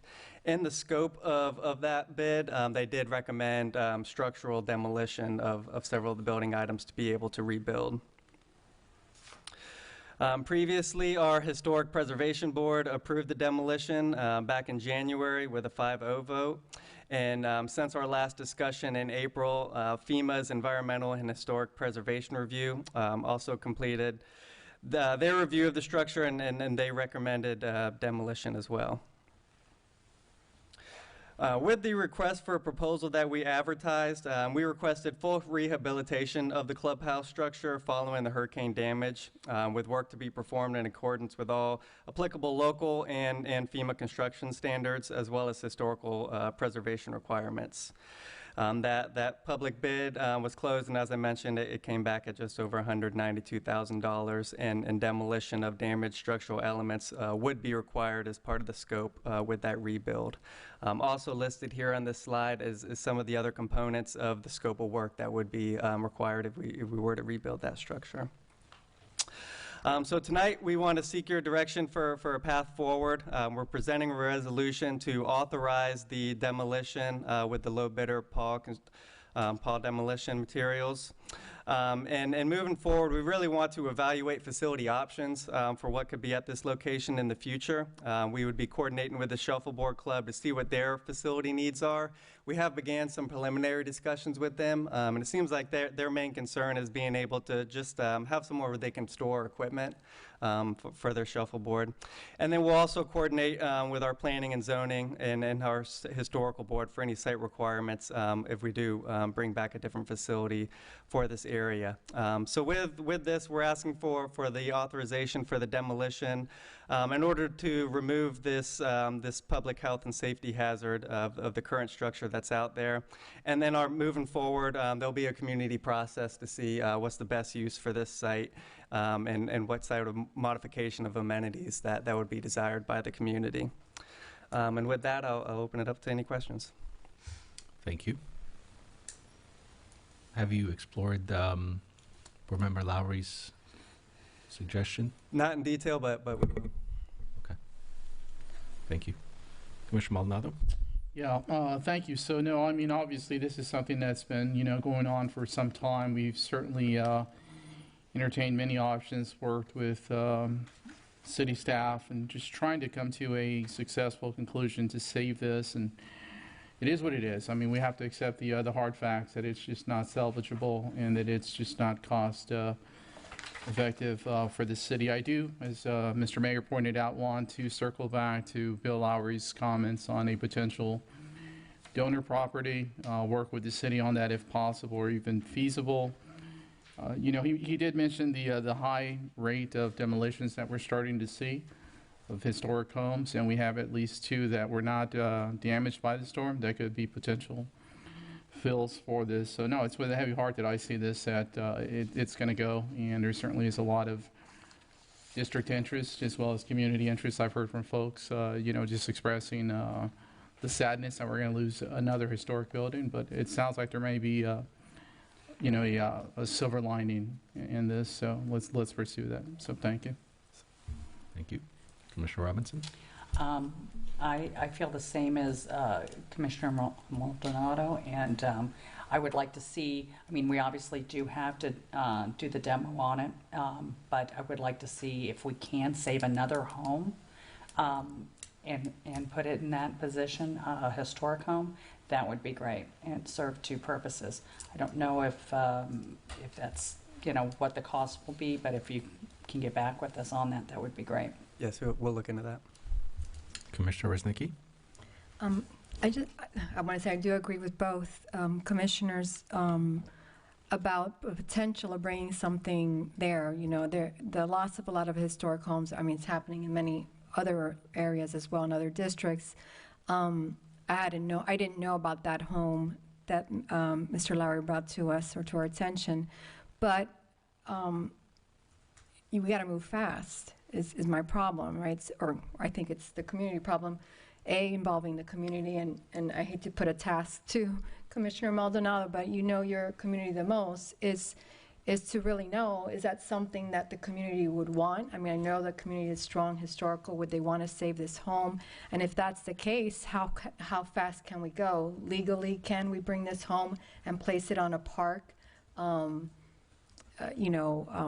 don't know, connectivity, or can that home be moved temporarily to the area as like a placeholder without connecting it because of time? You have a private homeowner who wants to move with their project, and to ask that owner, I think, would be a lot to say, to wait for the very lengthy process of coming to commission and so forth. So is there a quicker way to, bring us more of what happened versus come multiple times to commission to get something approved? Because I would, without speaking on behalf of the last 2 who haven't spoken on it, but I think the mayor had already mentioned, what Mr. Lowry had brought, that we would all think that would be the best thing to do for the community. But again, want to make sure that is what the community wants and how fast we can do it.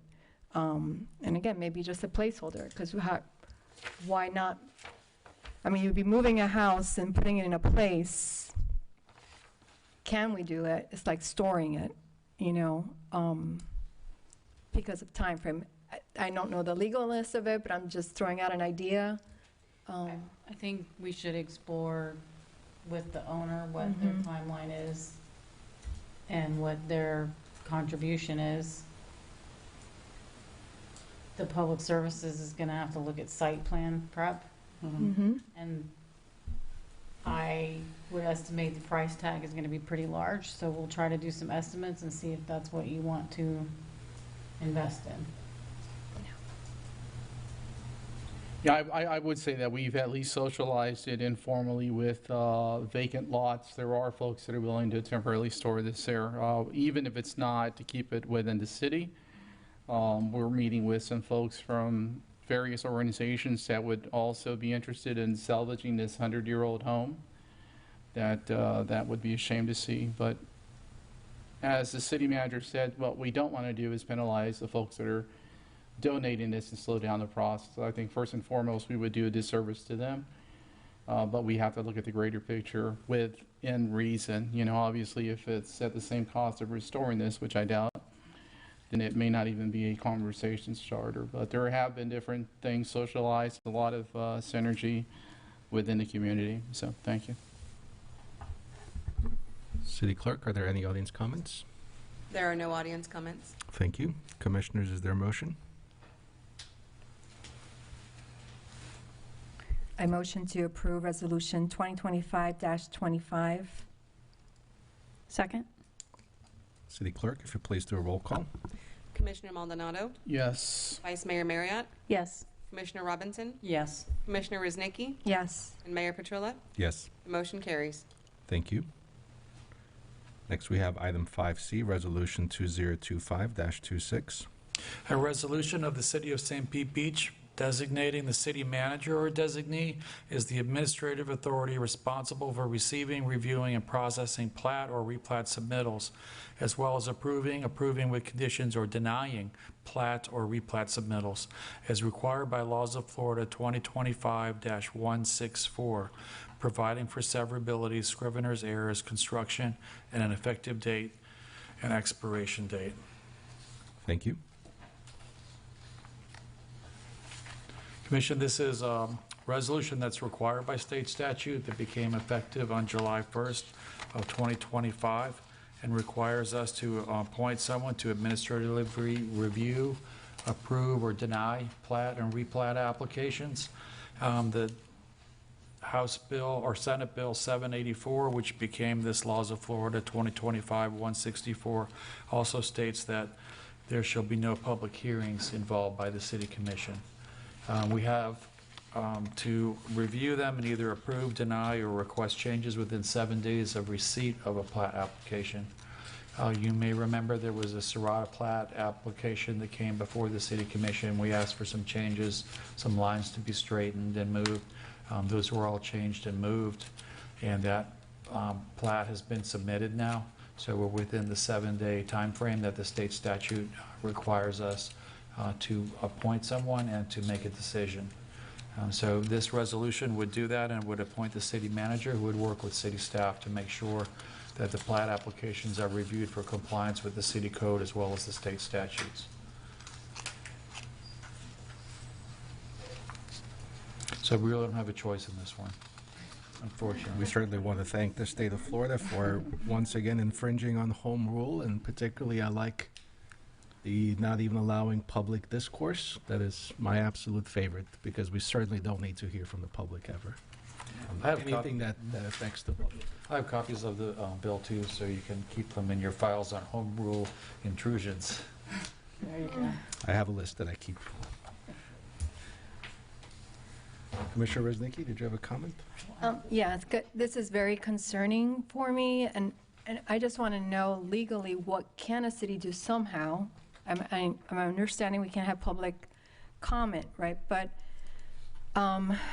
we have zonings in our city, right? And I can give you countless. You brought up Serrata, but there's other ones that, through conditional use applications, become a replat or a plat, right? We had one, Windward was a recent one too, that, was denied, which was odd for me because it came as a CUP to the commission, but they were all 5 separate lots, and it wasn't replatted. So it's almost like who's leading who? Is it the horse, the cart? You know, like, how does that happen? And how does, what can we put in place to assure that we're not converting areas that weren't intended to be, let's say, larger? If you're consolidating, like, let's say those 5 lots, that was, you know, boutique hotel that could then look like it's not, or in any other area, whether it's residential homes. I've seen this happen already a couple of times in my neighborhood, where homes consolidate property, and now we have a bigger lot, never came to commission, so forget about public comment, it didn't even happen. It happened through property appraiser sites, okay? And so that was very concerning to me.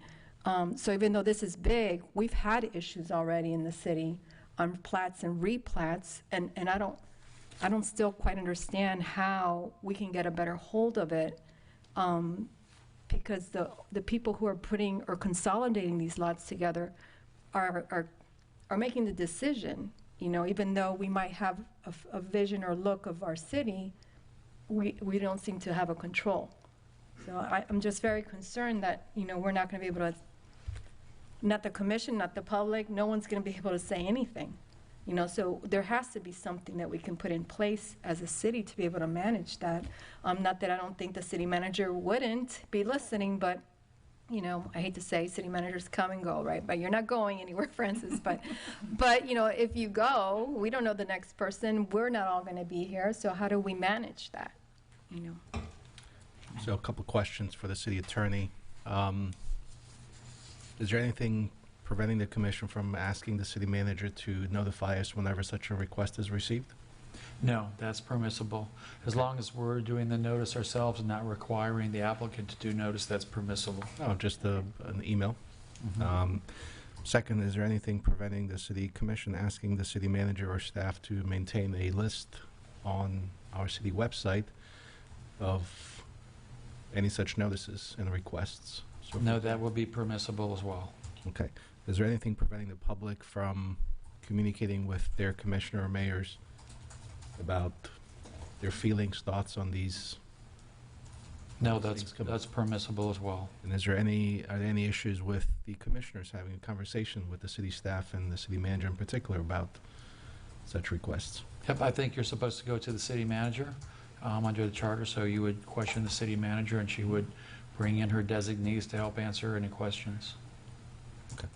We do have some provisions in the code, in the Land Development Code 24.2 and 24.4, where even if they go to the property appraiser to combine a lot or split a lot, they still have to come to the city to make sure that they get zoning review, that they haven't interfered with the minimum lot sizes or created any non-conforming structures or non-conforming uses. So they were supposed to come here in the past. Sometimes they do, sometimes maybe they don't. But that wouldn't change, and the city manager and the designee would still review to make sure that any lot combinations or splits don't result in non-conforming lots. So with that in mind, I would ask for those two things, that when such applications come before the city manager's office, that the city commission would be notified. And then if we could have, you know, a section, whether it's in the permitting somewhere on the website, that says here's an ongoing list of, or just a notifications page. Okay. Would there be any objections to that? No, I think it's a good idea. Should we put a, or in advance, we want notification? Well, they have to respond within 7 days. 7 days, So it's gonna be pretty I'm quick. just saying, Okay. if we post it within, 24 to 48 hours, then there's, So that's, you have to make a decision within 7 days, whether to say yes or no. You could ask for additional information Okay. within the And they 7 could days too. resubmit an application too, like, They could submit the requested information they could submit on day 9, and then we'd have 7 days to keep reviewing. City Clerk, are there any audience comments?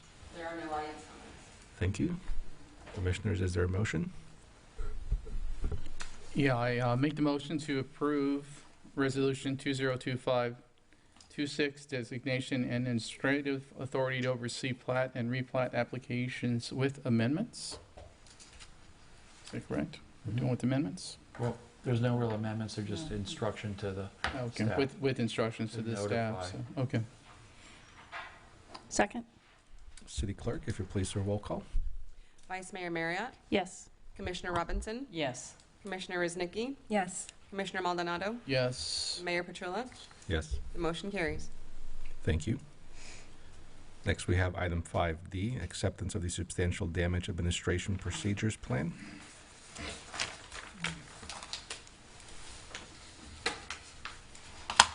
Good evening, Luke Curtis, building official for the city. So tonight we're going to just do a brief overview of our Substantial Damage Administrative Procedures Plan. And this is just a 30,000-foot view, if you will, of the processes that will be in place. We'll go over an overview, the community meeting that was performed, implementation, then we have some time for questions if there are any. So initially, the first part of this is pre-disaster planning. So this will be, in this phase, we're ensuring that all staff members are informed and equipped to understand the applicable regulations and the required actions in the event of a disaster, including communication, establishing standard operating procedures, methodologies, and identifying staffing needs.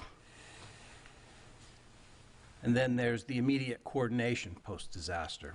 So in the aftermath of a disaster, focus is going to be on identifying substantial damage hotspots, vulnerable areas, or low-lying or at-risk buildings. And then assessing specific staffing requirements and assigning personnel along with necessary resources for these. And then gathering the required materials and providing clear direction to staff for efficient responses.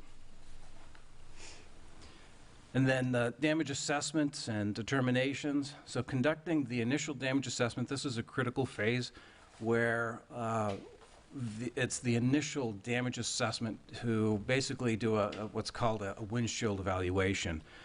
And then this is just an overall very rough idea of the extent of the damages. This gets reported to Pinellas County, Florida Department of Emergency Management, and to FEMA. And then once that's completed, then we'll roll right into the substantial damage assessment. And this will be done utilizing our new software, Forerunner. And this is a much more streamlined and efficient process from the previous event. And it'll help us to get through that stage very quickly. It also helps us to notify the property owners in regarding the damage assessments and providing some guidance there.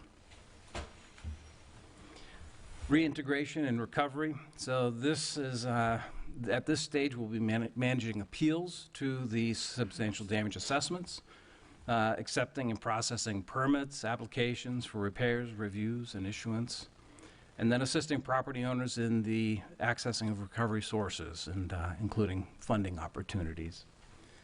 And then documenting the processes and procedures for evaluating and identifying opportunities for improvements. So if we're not learning from our events, we need to make sure that we're learning from these events and our experiences so that we can make improvements there. So on September 24th, we had a community meeting, and this was just, we had an overview of the SDAP plan and got some feedback from the participants, and we're taking those recommendations into consideration to see how we can apply those to the community to help better get through these unfortunate events that may occur. So the idea of this plan is not to adopt a specific plan, but to present this to Commission for acceptance. So this is, for lack of a better term, a living, breathing evolution that will constantly change. So we have this overview of the process, and we have identified our plan here. We also have the ability and opportunity to look at a template that Florida Department of Emergency Management is coming out with. So that they're going to have a template. It hasn't been released yet. Once they release that, we can compare that with what we have established and make some adjustments where we need to, make additions, subtractions, whatever is required there. And then we can modify our plan continuously to better serve the community. And then after that, once a year, we can bring it before commission to show what those proposed changes will be, and we can adjust accordingly. And with that, that's the overview. I can field any questions if anyone has any. Thank you, Luke. Commissioners, questions, comments? Thank you very much for putting this together. I know the community appreciates the input that they've been able to contribute to this, to make sure that in the event that we do have another situation that arises, that we are even better prepared going forward. So thank you very much. City Clerk, any audience comments? There are no audience. There's no audience. Let's stand up out there. Well, John's still here. Well, John's an honorary member. City Commissioners, is there a motion? I'll make a motion to accept the Substantial Damage Administrative Procedures Plan pursuant to Chapter 98 Building and Building Regulations, Article 5 Flood Hazard Mitigation Regulations, Section 98-122.4, Substantial Improvement and Substantial Damage Determinations. I second. City Clerk, if you're pleased, do a roll call. Commissioner Robinson? Yes. Commissioner Ruznicki? Yes. Commissioner Maldonado? Yes. Vice Mayor Marriott? Yes. Mayor Petrilla? Yes. The motion carries. Thank you.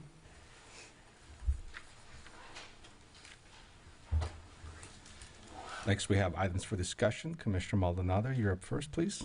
Thank you, Mr. Mayor. So, yeah, I've handed out a standards of conduct and civility for St. Pete Beach. This is something that I've been discussing with my community members, and really just something that I wanted to discuss openly with you all to see if there's even any support. What I'm trying to do is build a framework for fostering an environment of mutual respect and trust. And for context and background for folks that are looking at this, is that recently a neighboring city has had an uproar as a result of conduct by one of its commissioners towards one of its residents. And they created something similar to this. And what I'm not talking about is things that are illegal or unethical, because we have statutes and laws that cover those. I'm talking about things that are immoral, and as they pertain to conduct of commissioners, board members, and committee members,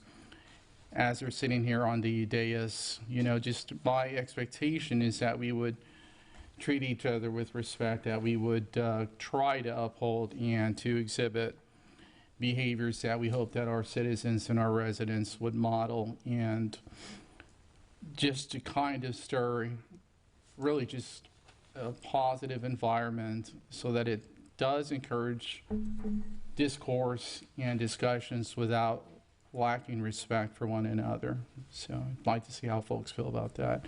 And if you'll notice on the bottom of this, there's two ordinances that I've cited where similar things have been adopted, you know, both in resolutions and ordinances, not only Treasure Islands, which has some great ideas, you know, in terms of accountability, but then also the town of Kenneth City, which in celebration of adopting civility went ahead and adopted this. So just how do you all feel about this? Is this something that maybe we would want to have a more thorough discussion? I mean, I don't intend to have this now, but I just want to see if there's any support moving forward.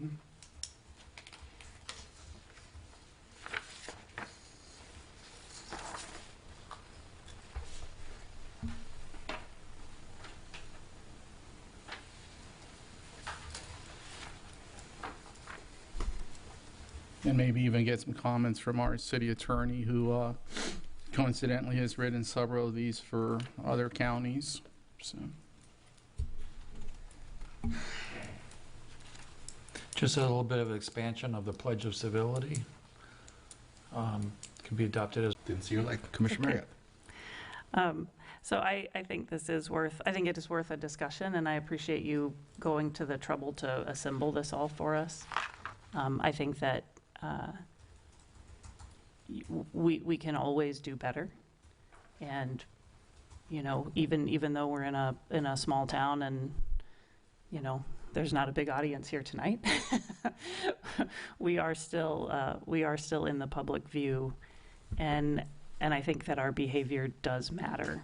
And I think it's always worth being reminded that we can hold ourselves to a higher standard and do better. So I appreciate this, and I think it's worth all of us looking over, and I would appreciate a further discussion about it.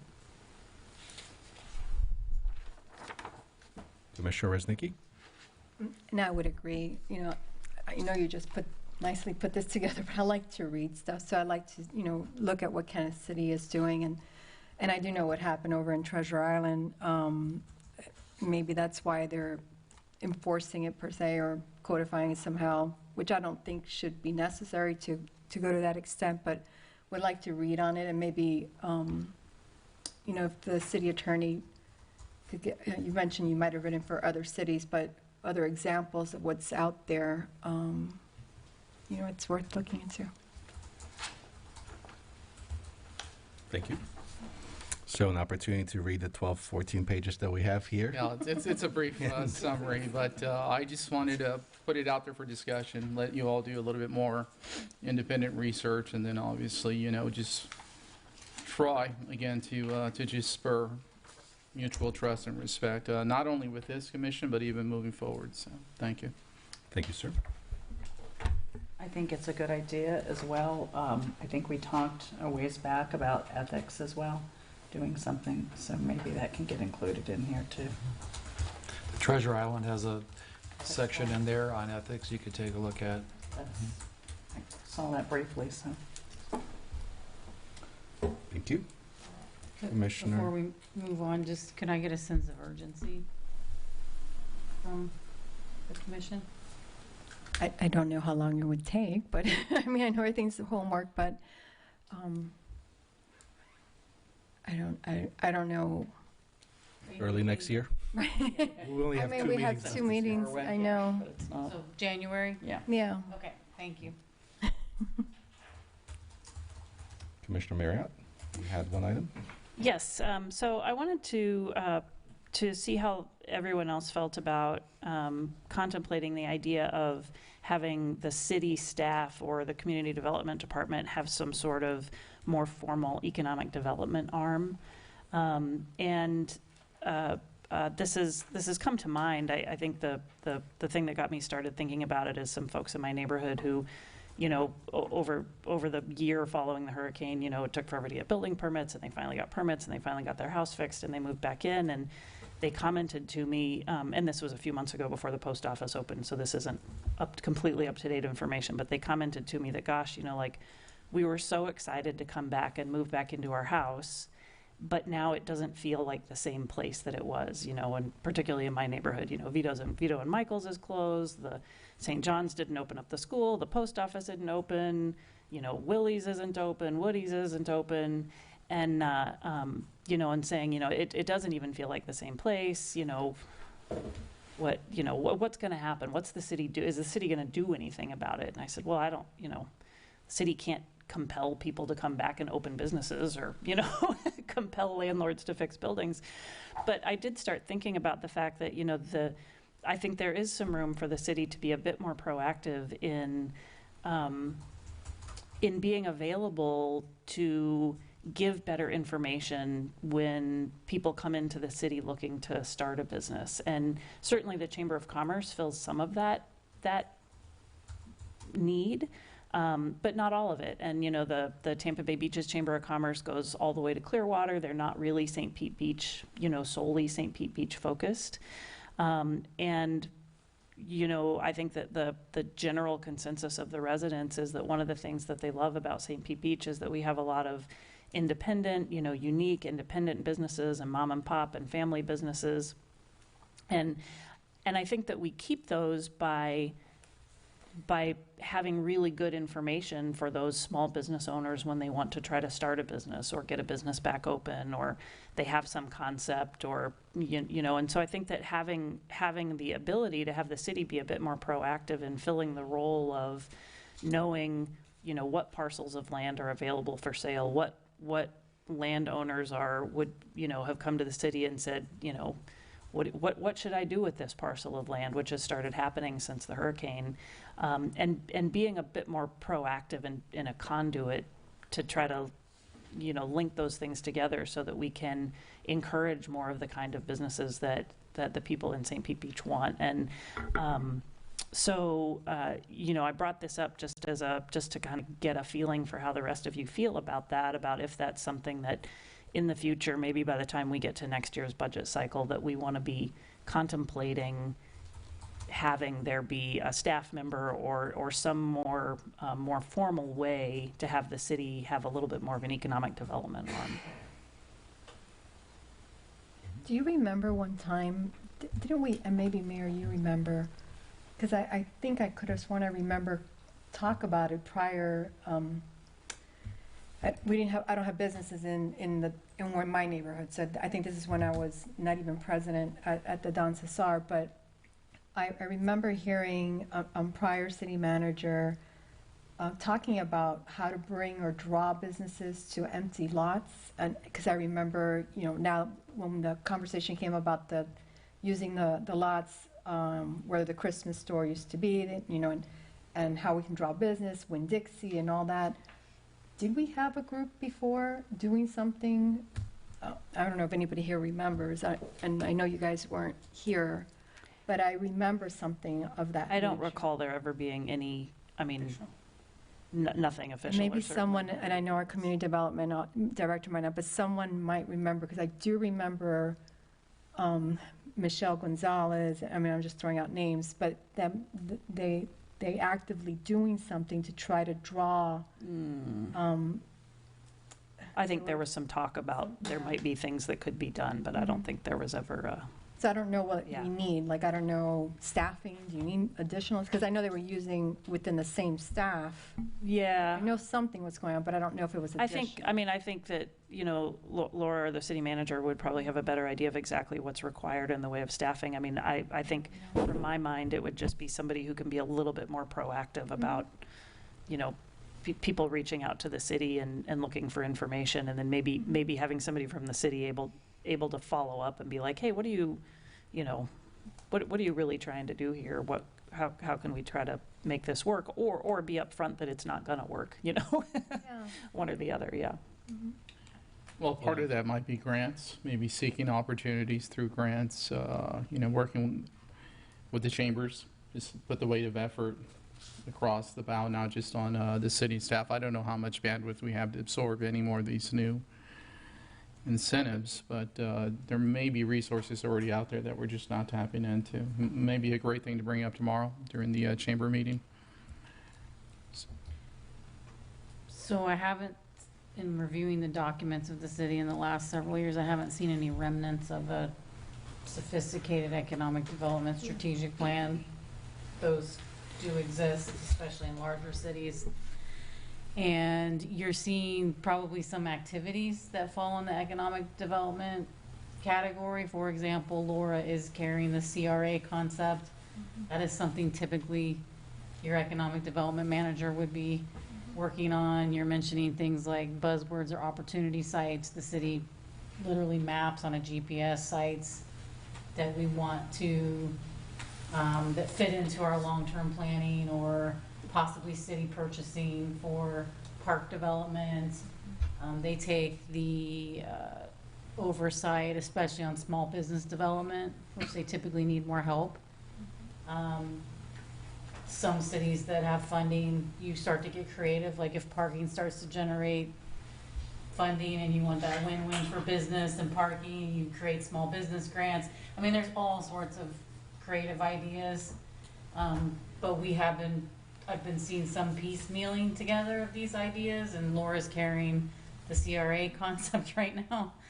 So I could definitely, in the context of the annual budget, look at revenue, what we have, what we think we could gain, and bring that back in that presentation if you're interested in that. Laura and I have already been talking about how do we, because economic development builds your economy. I mean, at the end of the day, it looks fluffy, but it definitely is the engine behind making sure that you have a really strong, balanced local economy. So, and Laura probably wants to say something too, because we get excited about this stuff. Sorry, I was so tired and I just got excited again. I just wanted to say thank you, Laura Canary, Community Development Director. In the interim, because kind of a lot of the things that we've just been talking about as part of the rebuilding just fit its economic development, and Chamber is fantastic, but rule of thumb, the Chamber isn't our economic development arm. We can't expect that, I don't think. But in the interim, I've reached out to Susan Chrisman over at Pinellas County Economic Development just as a resource, and basically said, you know, we don't have that arm yet, but I really need some kind of benchmarking right now to even, because there's a lot that I don't know. For example, we've heard about or get questions about, well, how many businesses have reopened or how many haven't? Well, how does that translate to employment? So when you don't have the numbers to start with, it's kind of hard to start to identify how you're going to address it. So those conversations have just started in the last couple weeks, and I've kind of reinserted St. Pete Beach into that group. They have a quarterly economic development practitioners group meeting, which is all of the economic development arms of the municipalities. So we'll be attending that in December. And then again, she gave me the right point of contact because they have a great kind of data arm of the PCED where these numbers that I'm looking to get to kind of just give us that starting point, we're starting to do that, because I think that that'll also kind of help us determine what direction we want to go in and how robust. But I think we start small, baby steps, and then to your point, Commissioner Maldonado, any grant opportunities or any funding opportunities that we can kind of maybe tap into until we have a dedicated team seeking those out, our eyes are wide open right now. Thank you, Laura.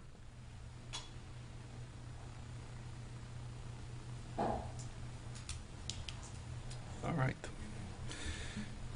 So I have one more item for discussion for this evening, and I would ask the commissioners to indulge me with a few minutes, since we really do not have an opportunity to talk about many subjects outside of this public forum. And so I wanted to, well, let me start this way. So it was almost a year ago, right here in this commission chamber, in the aftermath of 2 hurricanes that we had on December 10th, where the commission and the community was made aware of the full extent of the condition of our infrastructure, the systems that keep everything running, from stormwater to tide check valves to the sewer system to the streets, utilities. And what became evident in that time was that the city needs roughly $200 million to bring our infrastructure up to good functioning condition. Not to really do the above and beyond stuff that we would like to do, but just to bring it to the point where it's functioning as it should be. And for many of these things, the needs are immediate. I mean, we were told that the pump to Treasure Island, the pipe to Treasure Island would be good for 8 to 10 years. Then we find out it's really going to be 2 to 3 years. And then we need $25 to $30 million for that project alone. Now, there's a lot that could be said about how we got here. We can talk about failures or neglect of the past. And those might all be valid points, but I think it is better for us not to fixate on the past, but rather to look at how we can address those problems today. And so because of that, I wanted to focus on the future and the challenges ahead, because $200 million, that is a substantial challenge. It is not small. Now, one might look at it and say $200 million, that is a lot. And it is. And it might sound impossible for a city of our size. I don't think it's impossible. I think it's going to require some extremely innovative, out-of-the-box thinking. Big problems are going to require big ideas. And especially if we're going to find solutions that do not increase the tax burden on our residents. Because it'd be easy just to say, let's raise taxes, we can fix that. No, that's not what we want to do. It's not what I want to do. And so what I've been working on for the last year is a $200 million infrastructure plan. This plan will allow us to start raising revenue that we need immediately or in a very short amount of time. It will fund the entire $200 million infrastructure need. And keep in mind that this is $200 million at today's cost.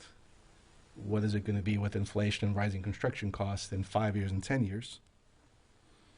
And it will also set us up for the future. This will position St. Pete Beach to have a self-sustaining, diversified revenue model that will set us up for resiliency. Because the last thing that we want is to fix the problem, pay for it, and then find ourselves exactly in the same spot in 10 or 20 years from now. And so the plan I want to propose to the Commission and to our residents tonight has 7 components to it. And there's some big items in here. So the first piece of the plan is to look at what other cities in similar situations across Florida have done, especially in the wake of massive storms and hurricanes, but what they have done to fund some of the infrastructure items that we need. So for example, you could look at what Sanibel Island does, what Boca Grande does as well. So with those two communities, those two island communities that are very similar to our communities have in common, for example, is there's a toll road to get onto the island. So when you look at the access to St. Pete Beach, FDOT will tell you that there are roughly 60,000 daily trips across our 3 access points in the south, in the middle, and in the north. Now we have less than 9,000 residents.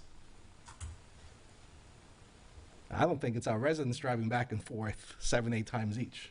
I mean, I know in a given week, I might not leave the island more than once, maybe sometimes twice. And so that means that most of the wear and tear on the roads, most of the congestion, is not caused by the people that live here, our residents. So in my proposal, residents, business owners, and employees would have priority access, while visitors will pay a small fee. So for example, just based on the FDOT numbers, if we had a $1 per car access fee, that's $11 million a year in additional revenue to the city. Over the course of 10 years, that's $110 million. So this idea alone would fund more than half of the $200 million infrastructure needs that we have. Question is, can we do this? I began conversation with FDOT to see if this can be done. And I've also spoken with PSTA. Because one of the things that we would like to accomplish, what I'd like to see accomplished, is to improve the quality of life for our residents. And one of the ways that we can do that is to reduce congestion, reduce traffic, and then reduce the pollution that comes with that. And so there should be an opportunity for us to partner with PSTA to provide access to the island and then remove as many cars off the road as possible. And at the same time, we would be funding the infrastructure and the needs that we desperately have in our community without adding a greater burden to the residents. We would not be adding more cars. We wouldn't be adding any additional costs to the residents. So that's the first part. Second part, and as we've heard in today's presentation, which was done at a request, that we look at our parking situation in the city. I believe that we have an opportunity to leverage this parking resource that we have for additional revenue. So as we saw, we charge $450 weekdays, $550 on the weekends, and that generates roughly $5.6 million annually. So if we combine that with parking enforcement, raising the cost of parking tickets, looking at additional enhanced enforced measures, just these two items alone could easily add somewhere between $1.1 to $1.6 million per year to the city's revenue income. And again, without any additional cost to the residents. Beyond that, as I've mentioned in several commission meetings already, we've been working on a strategic partnership with the University of Florida. This is a long-term partnership to help us plan smarter, and in particular working with the University of Florida Fiber Program, the Florida Institute for Built Environment Resilience. Their team has been helping us come up with these additional funding streams, improve infrastructure planning, and design a roadmap for resiliency, innovation, and sustainability. Part of that CRA project that we're working on is part of this relationship. What the CRA will allow us to do is to reinvest a portion of the property tax revenue that would have normally gone to the county, but now it actually would come to the city. It will help us pay for infrastructure, beautification, parking, public spaces, and even a modest CRA will allow us to generate hundreds of thousands of dollars each year in additional revenue to the city, again, without raising the tax rate. This is another powerful tool that we can use to fund improvements and strengthen our economic base.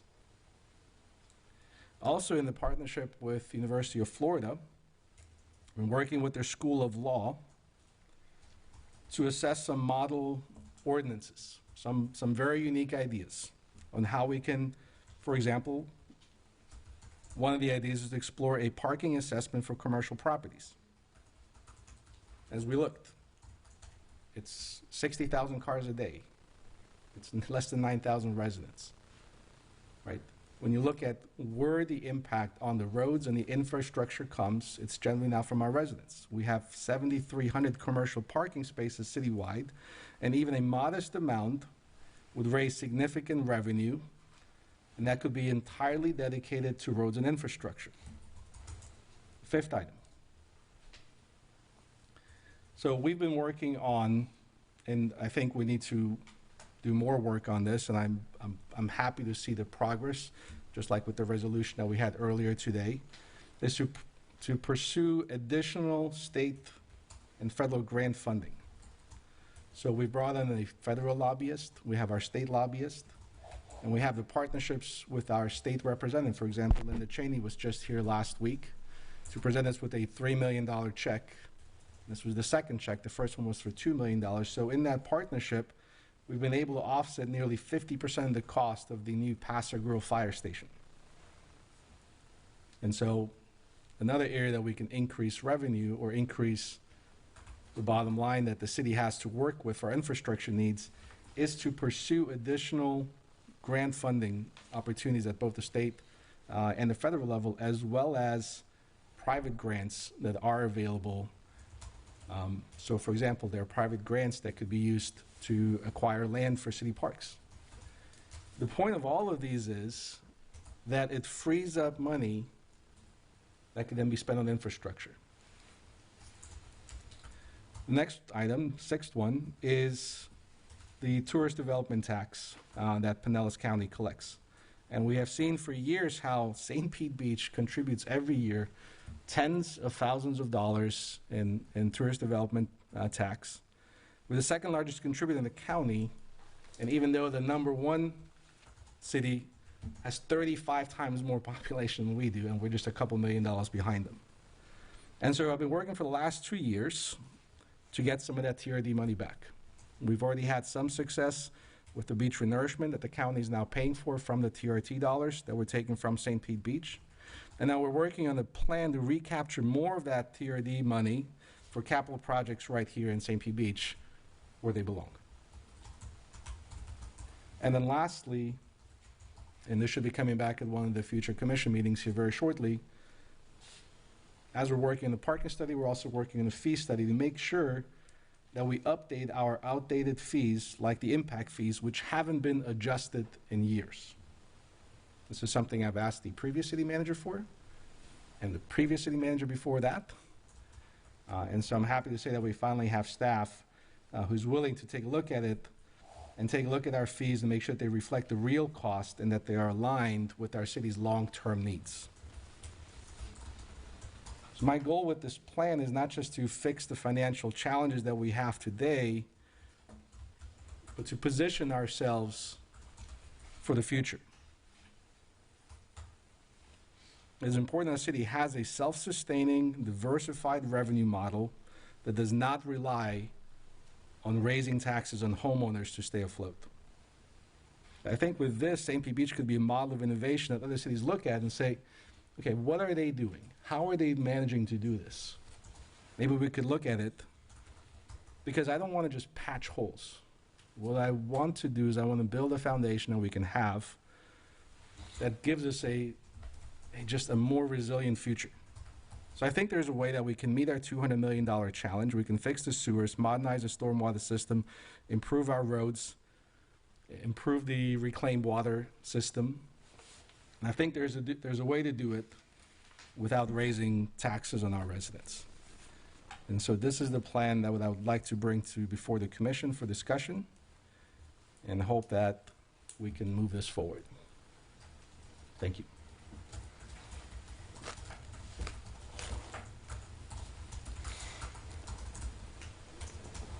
Commissioner Rosnicki. Yep. Mayor, I just want to, I want to thank you for summarizing all this, but, I'm only hearing one thing that we haven't tapped into, because we are currently doing a parking fee study. The CRA, I know we've been presented on, that Laura has presented with us, and I know you've been going to UF, I believe, to do that fiber program, so I've been seeing those updates. The parking assessment for community I think that's something kind of like we're talking about today, from the parking. It's a little bit different. It's actually like just commercial properties is what you're saying? So what the idea is, and again, this is going to require a little bit more additional flushing out where they've done. So again, the reason that I'm bringing this to you now is I wanted to do the initial legwork on most of these items to see if they're viable. The legwork on some of these, as you mentioned, with the parking study, the fee study, was started a few months ago. Some of them even before the hurricanes were just put on hold for a while. But I want to make sure that we had at least a viable idea before we invested time and staff resources and city attorney resources, because there's no point. I've done all the legwork that I can do to bring it before you. And then from this point on, if there's consensus, we can then give it back to the city attorney and to the city staff to work on some of these items. So the idea of the parking assessment is, and this is again directly tied to impact of the impact on the street and infrastructure. And so this would be a nominal assessment. It could be $10, it could be $100. Again, that would require that we do the studies, right? We're going to have to do an economic impact study. We're going to have to look and see what are the needs, what are the requirements, and then based on that, we come up with a number. But the idea would be to have a assessment on commercial parking spots. A one-time or yearly, or? It would be an annual, because it is tied to road maintenance, right? Road maintenance isn't something that we do one time and then we never do it again, but rather, for most of our city streets, we're working on a 10, 15 to 20-year cycle. So as we're look at the condition of the roads, we improve them, we fix them, we scrape them, we resurface them, and so this would be again an impact fee on the section that creates the vast majority of traffic and usage of the roads. So a tax on businesses, basically. Instead of a tax on residents, which you've said you don't want to do, so that's the other option, right? You just tax the businesses, which is what that would be. This is an idea that I'm proposing. Yep. No, I appreciate it. Yeah. Yep. So again, the issue is we need $200 million. I'm happy to hear other ideas of how we can raise $200 million in a very short amount of time. In a short amount of time, 5 to 10 years. I still had some questions more. So So you clarified now, so it's an assessment, so it's not not part of the parking fee that we were talking about earlier. Exactly. So, okay, so that's a separate, and working with UF Partnership Law School, I think you said that they were doing something with that. Okay, so that's a different thing, but it is obviously an assessment on commercial properties. Pursuing state and federal funding, I mean, we're doing that already. Sure. I don't see what's new about that. The tourist development tax, I mean, 2 years you've been working on it, and we still know we're on it, but Well, I know we got $10 million for beach renourishment. I don't yeah, think that's but we new. always get beach renourishment out of Yeah, tourists. not from, this is the you know? first time the county has ever spent $1 For on it. Paso Grill and Upman? So every time it's been the Army Corps of Engineers, Not Paso Grill. from as far as I know, it's been the only thing, no, it's been the Army Corps of Engineers. So that's one thing. And so I think 10 million or whatever the amount was is a substantial amount. And then we're also looking at, continual funding from TRD that we're pursuing right now so that we get additional money from them, whether it's, to fund additional beach improvements, additional, infrastructure. Yeah. Well, I'm 100% trying to get more tourist development tax dollars. Well, it's not getting more tourist development tax dollars, it's getting tourist development tax dollars back, Correct, back. right? Correct. Because they were taken from St. Pete Beach. Or an increase in percentage And as we well, because I thought, and I could have, maybe a meeting with the city manager, I think, had been working with Pinellas County as well. I'm not sure, but let's just finish, because the one other thing that I saw that you mentioned, and this is illegal, and I don't know, because the idea of tolls has been brought up before, but tolls where? Because from what I remember before in discussions prior to being on commission was that because we don't own the road, we can't place a toll. Because there is technically already a toll, coming from Eckerd it's just we're not dumping a quarter anymore, right, or whatever it may be. But then we said the only road that we could do a possible toll was Paso Grill Way. That was the conversation, to toll people coming in because we have control of that road. And then I don't know whatever happened with that, but there was talks about that. I don't know legally what we can do or cannot do. Because I know other cities, I've lived in cities where I lived in another island, that residents obviously and businesses don't pay to go in, to where they live, but there is a toll. But in most cases, it was for the purpose, right? Like, let's say Paso Grill, I think we were talking about it because Paso Grill Way is an emergency exit route. So maintaining that emergency exit route so it's not flooding. I don't know if there has to be that reason why you toll. But I mean, I think that's worth looking into. I just don't know, why in the past it didn't go through. I wasn't a part of it. I can tell you why it hasn't gone through. And I will take 100% of the credit for this, is because they haven't gone as far as I have, which is to say I've been talking with FDOT, and the reason we couldn't do it is because FDOT owns Gulf Boulevard, which is also the reason why we cannot do half the stuff that we know we should be doing for our own safety. But also the Bayway, so where would you put the toll? Correct. So FDOT is more than happy to divest of Gulf Boulevard and give it to us. So they've told you this? Yes. So, with that, if St. Pete Beach takes back Gulf Boulevard, that then allows us to look at how do we fund the infrastructure needs of those roads. And if you look at it further, so every developer that's been before us the last 2 or 3 years, including Forward Pinellas, in their traffic studies, what do? Every single time, they put Gulf Winds, Line Pass as thoroughfares, right? So it's not just funding Gulf Boulevard. It's funding all of those side arteries. Because once you go down on Gulf Winds, if you go down Blind Pass, and then also taking all the side roads. The other thing that this does is, But there's a huge cost, and I remember that was one of the issues. You've got a bridge at the end on District 1, that, and I'm not quite sure the ownership, because I think Treasure Island is The bridge at, involved as well. There's some story there, but the cost. So if we were to divest, if we were to take in Gulf Boulevard, we'd be immediately taking in an expense without the revenue yet in advance, so, Sure. I mean, I know there's a lot of So legwork into this, but. That's a great point. So with that, FDOT would resurface and put Gulf Boulevard to 100% functional state. So they would be turning over a road that does not need immediate maintenance. And then based on the estimates that I've asked city staff to in the back of a paper napkin, but unfortunately Camden is way more than just back of paper napkin.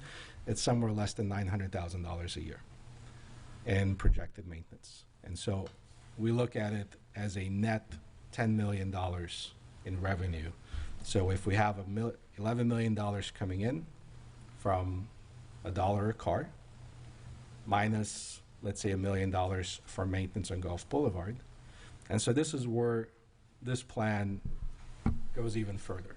Because if you have that money that goes in, you can put that now into a streets resiliency fund, right? And then as that fund increases, you can do two things with it. You can borrow against the balance that's in the account and then fund those infrastructure problems, like the sewer system, Pump Station 1, the pipe down to Treasure Island. And you can also borrow against future revenue. Kind of the way you do with your mortgage, right? You go to your bank and say, here's my salary. I want to buy this thing for $300,000. They look and say, okay, you've got the income. It looks consistent. You've been there a couple of years. We can see what the traffic numbers are, right? And so now we're able to, again, use that revenue or that projected future revenue to address. That's why I said some of this will allow us to address some of these needs on a more immediate basis than it actually would take to set these things up. And so, it gives us an opportunity, right, to fund projects much sooner than we would have to. Not only that, but you got to look at it, how do we get here, right?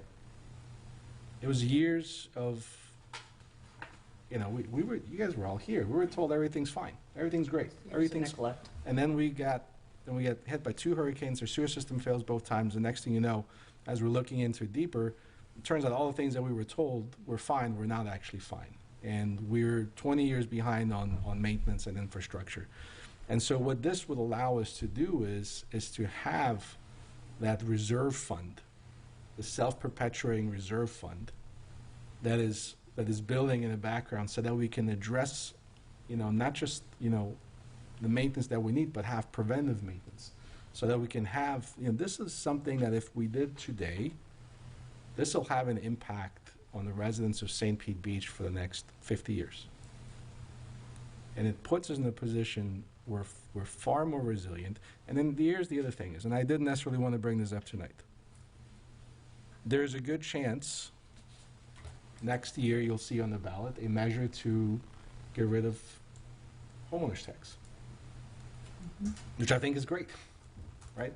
And for the size of our city, that still represents about 15% of our annual budget, which is a lot. And so now we either cut our services by $15 million, or whatever the number ends up being, because it's not going to be all property tax, but some of it. But even if we have to reduce property tax, if we eliminate some of that property tax, we need to come up with the money for the infrastructure from somewhere else. And so I look at it and say, here's an opportunity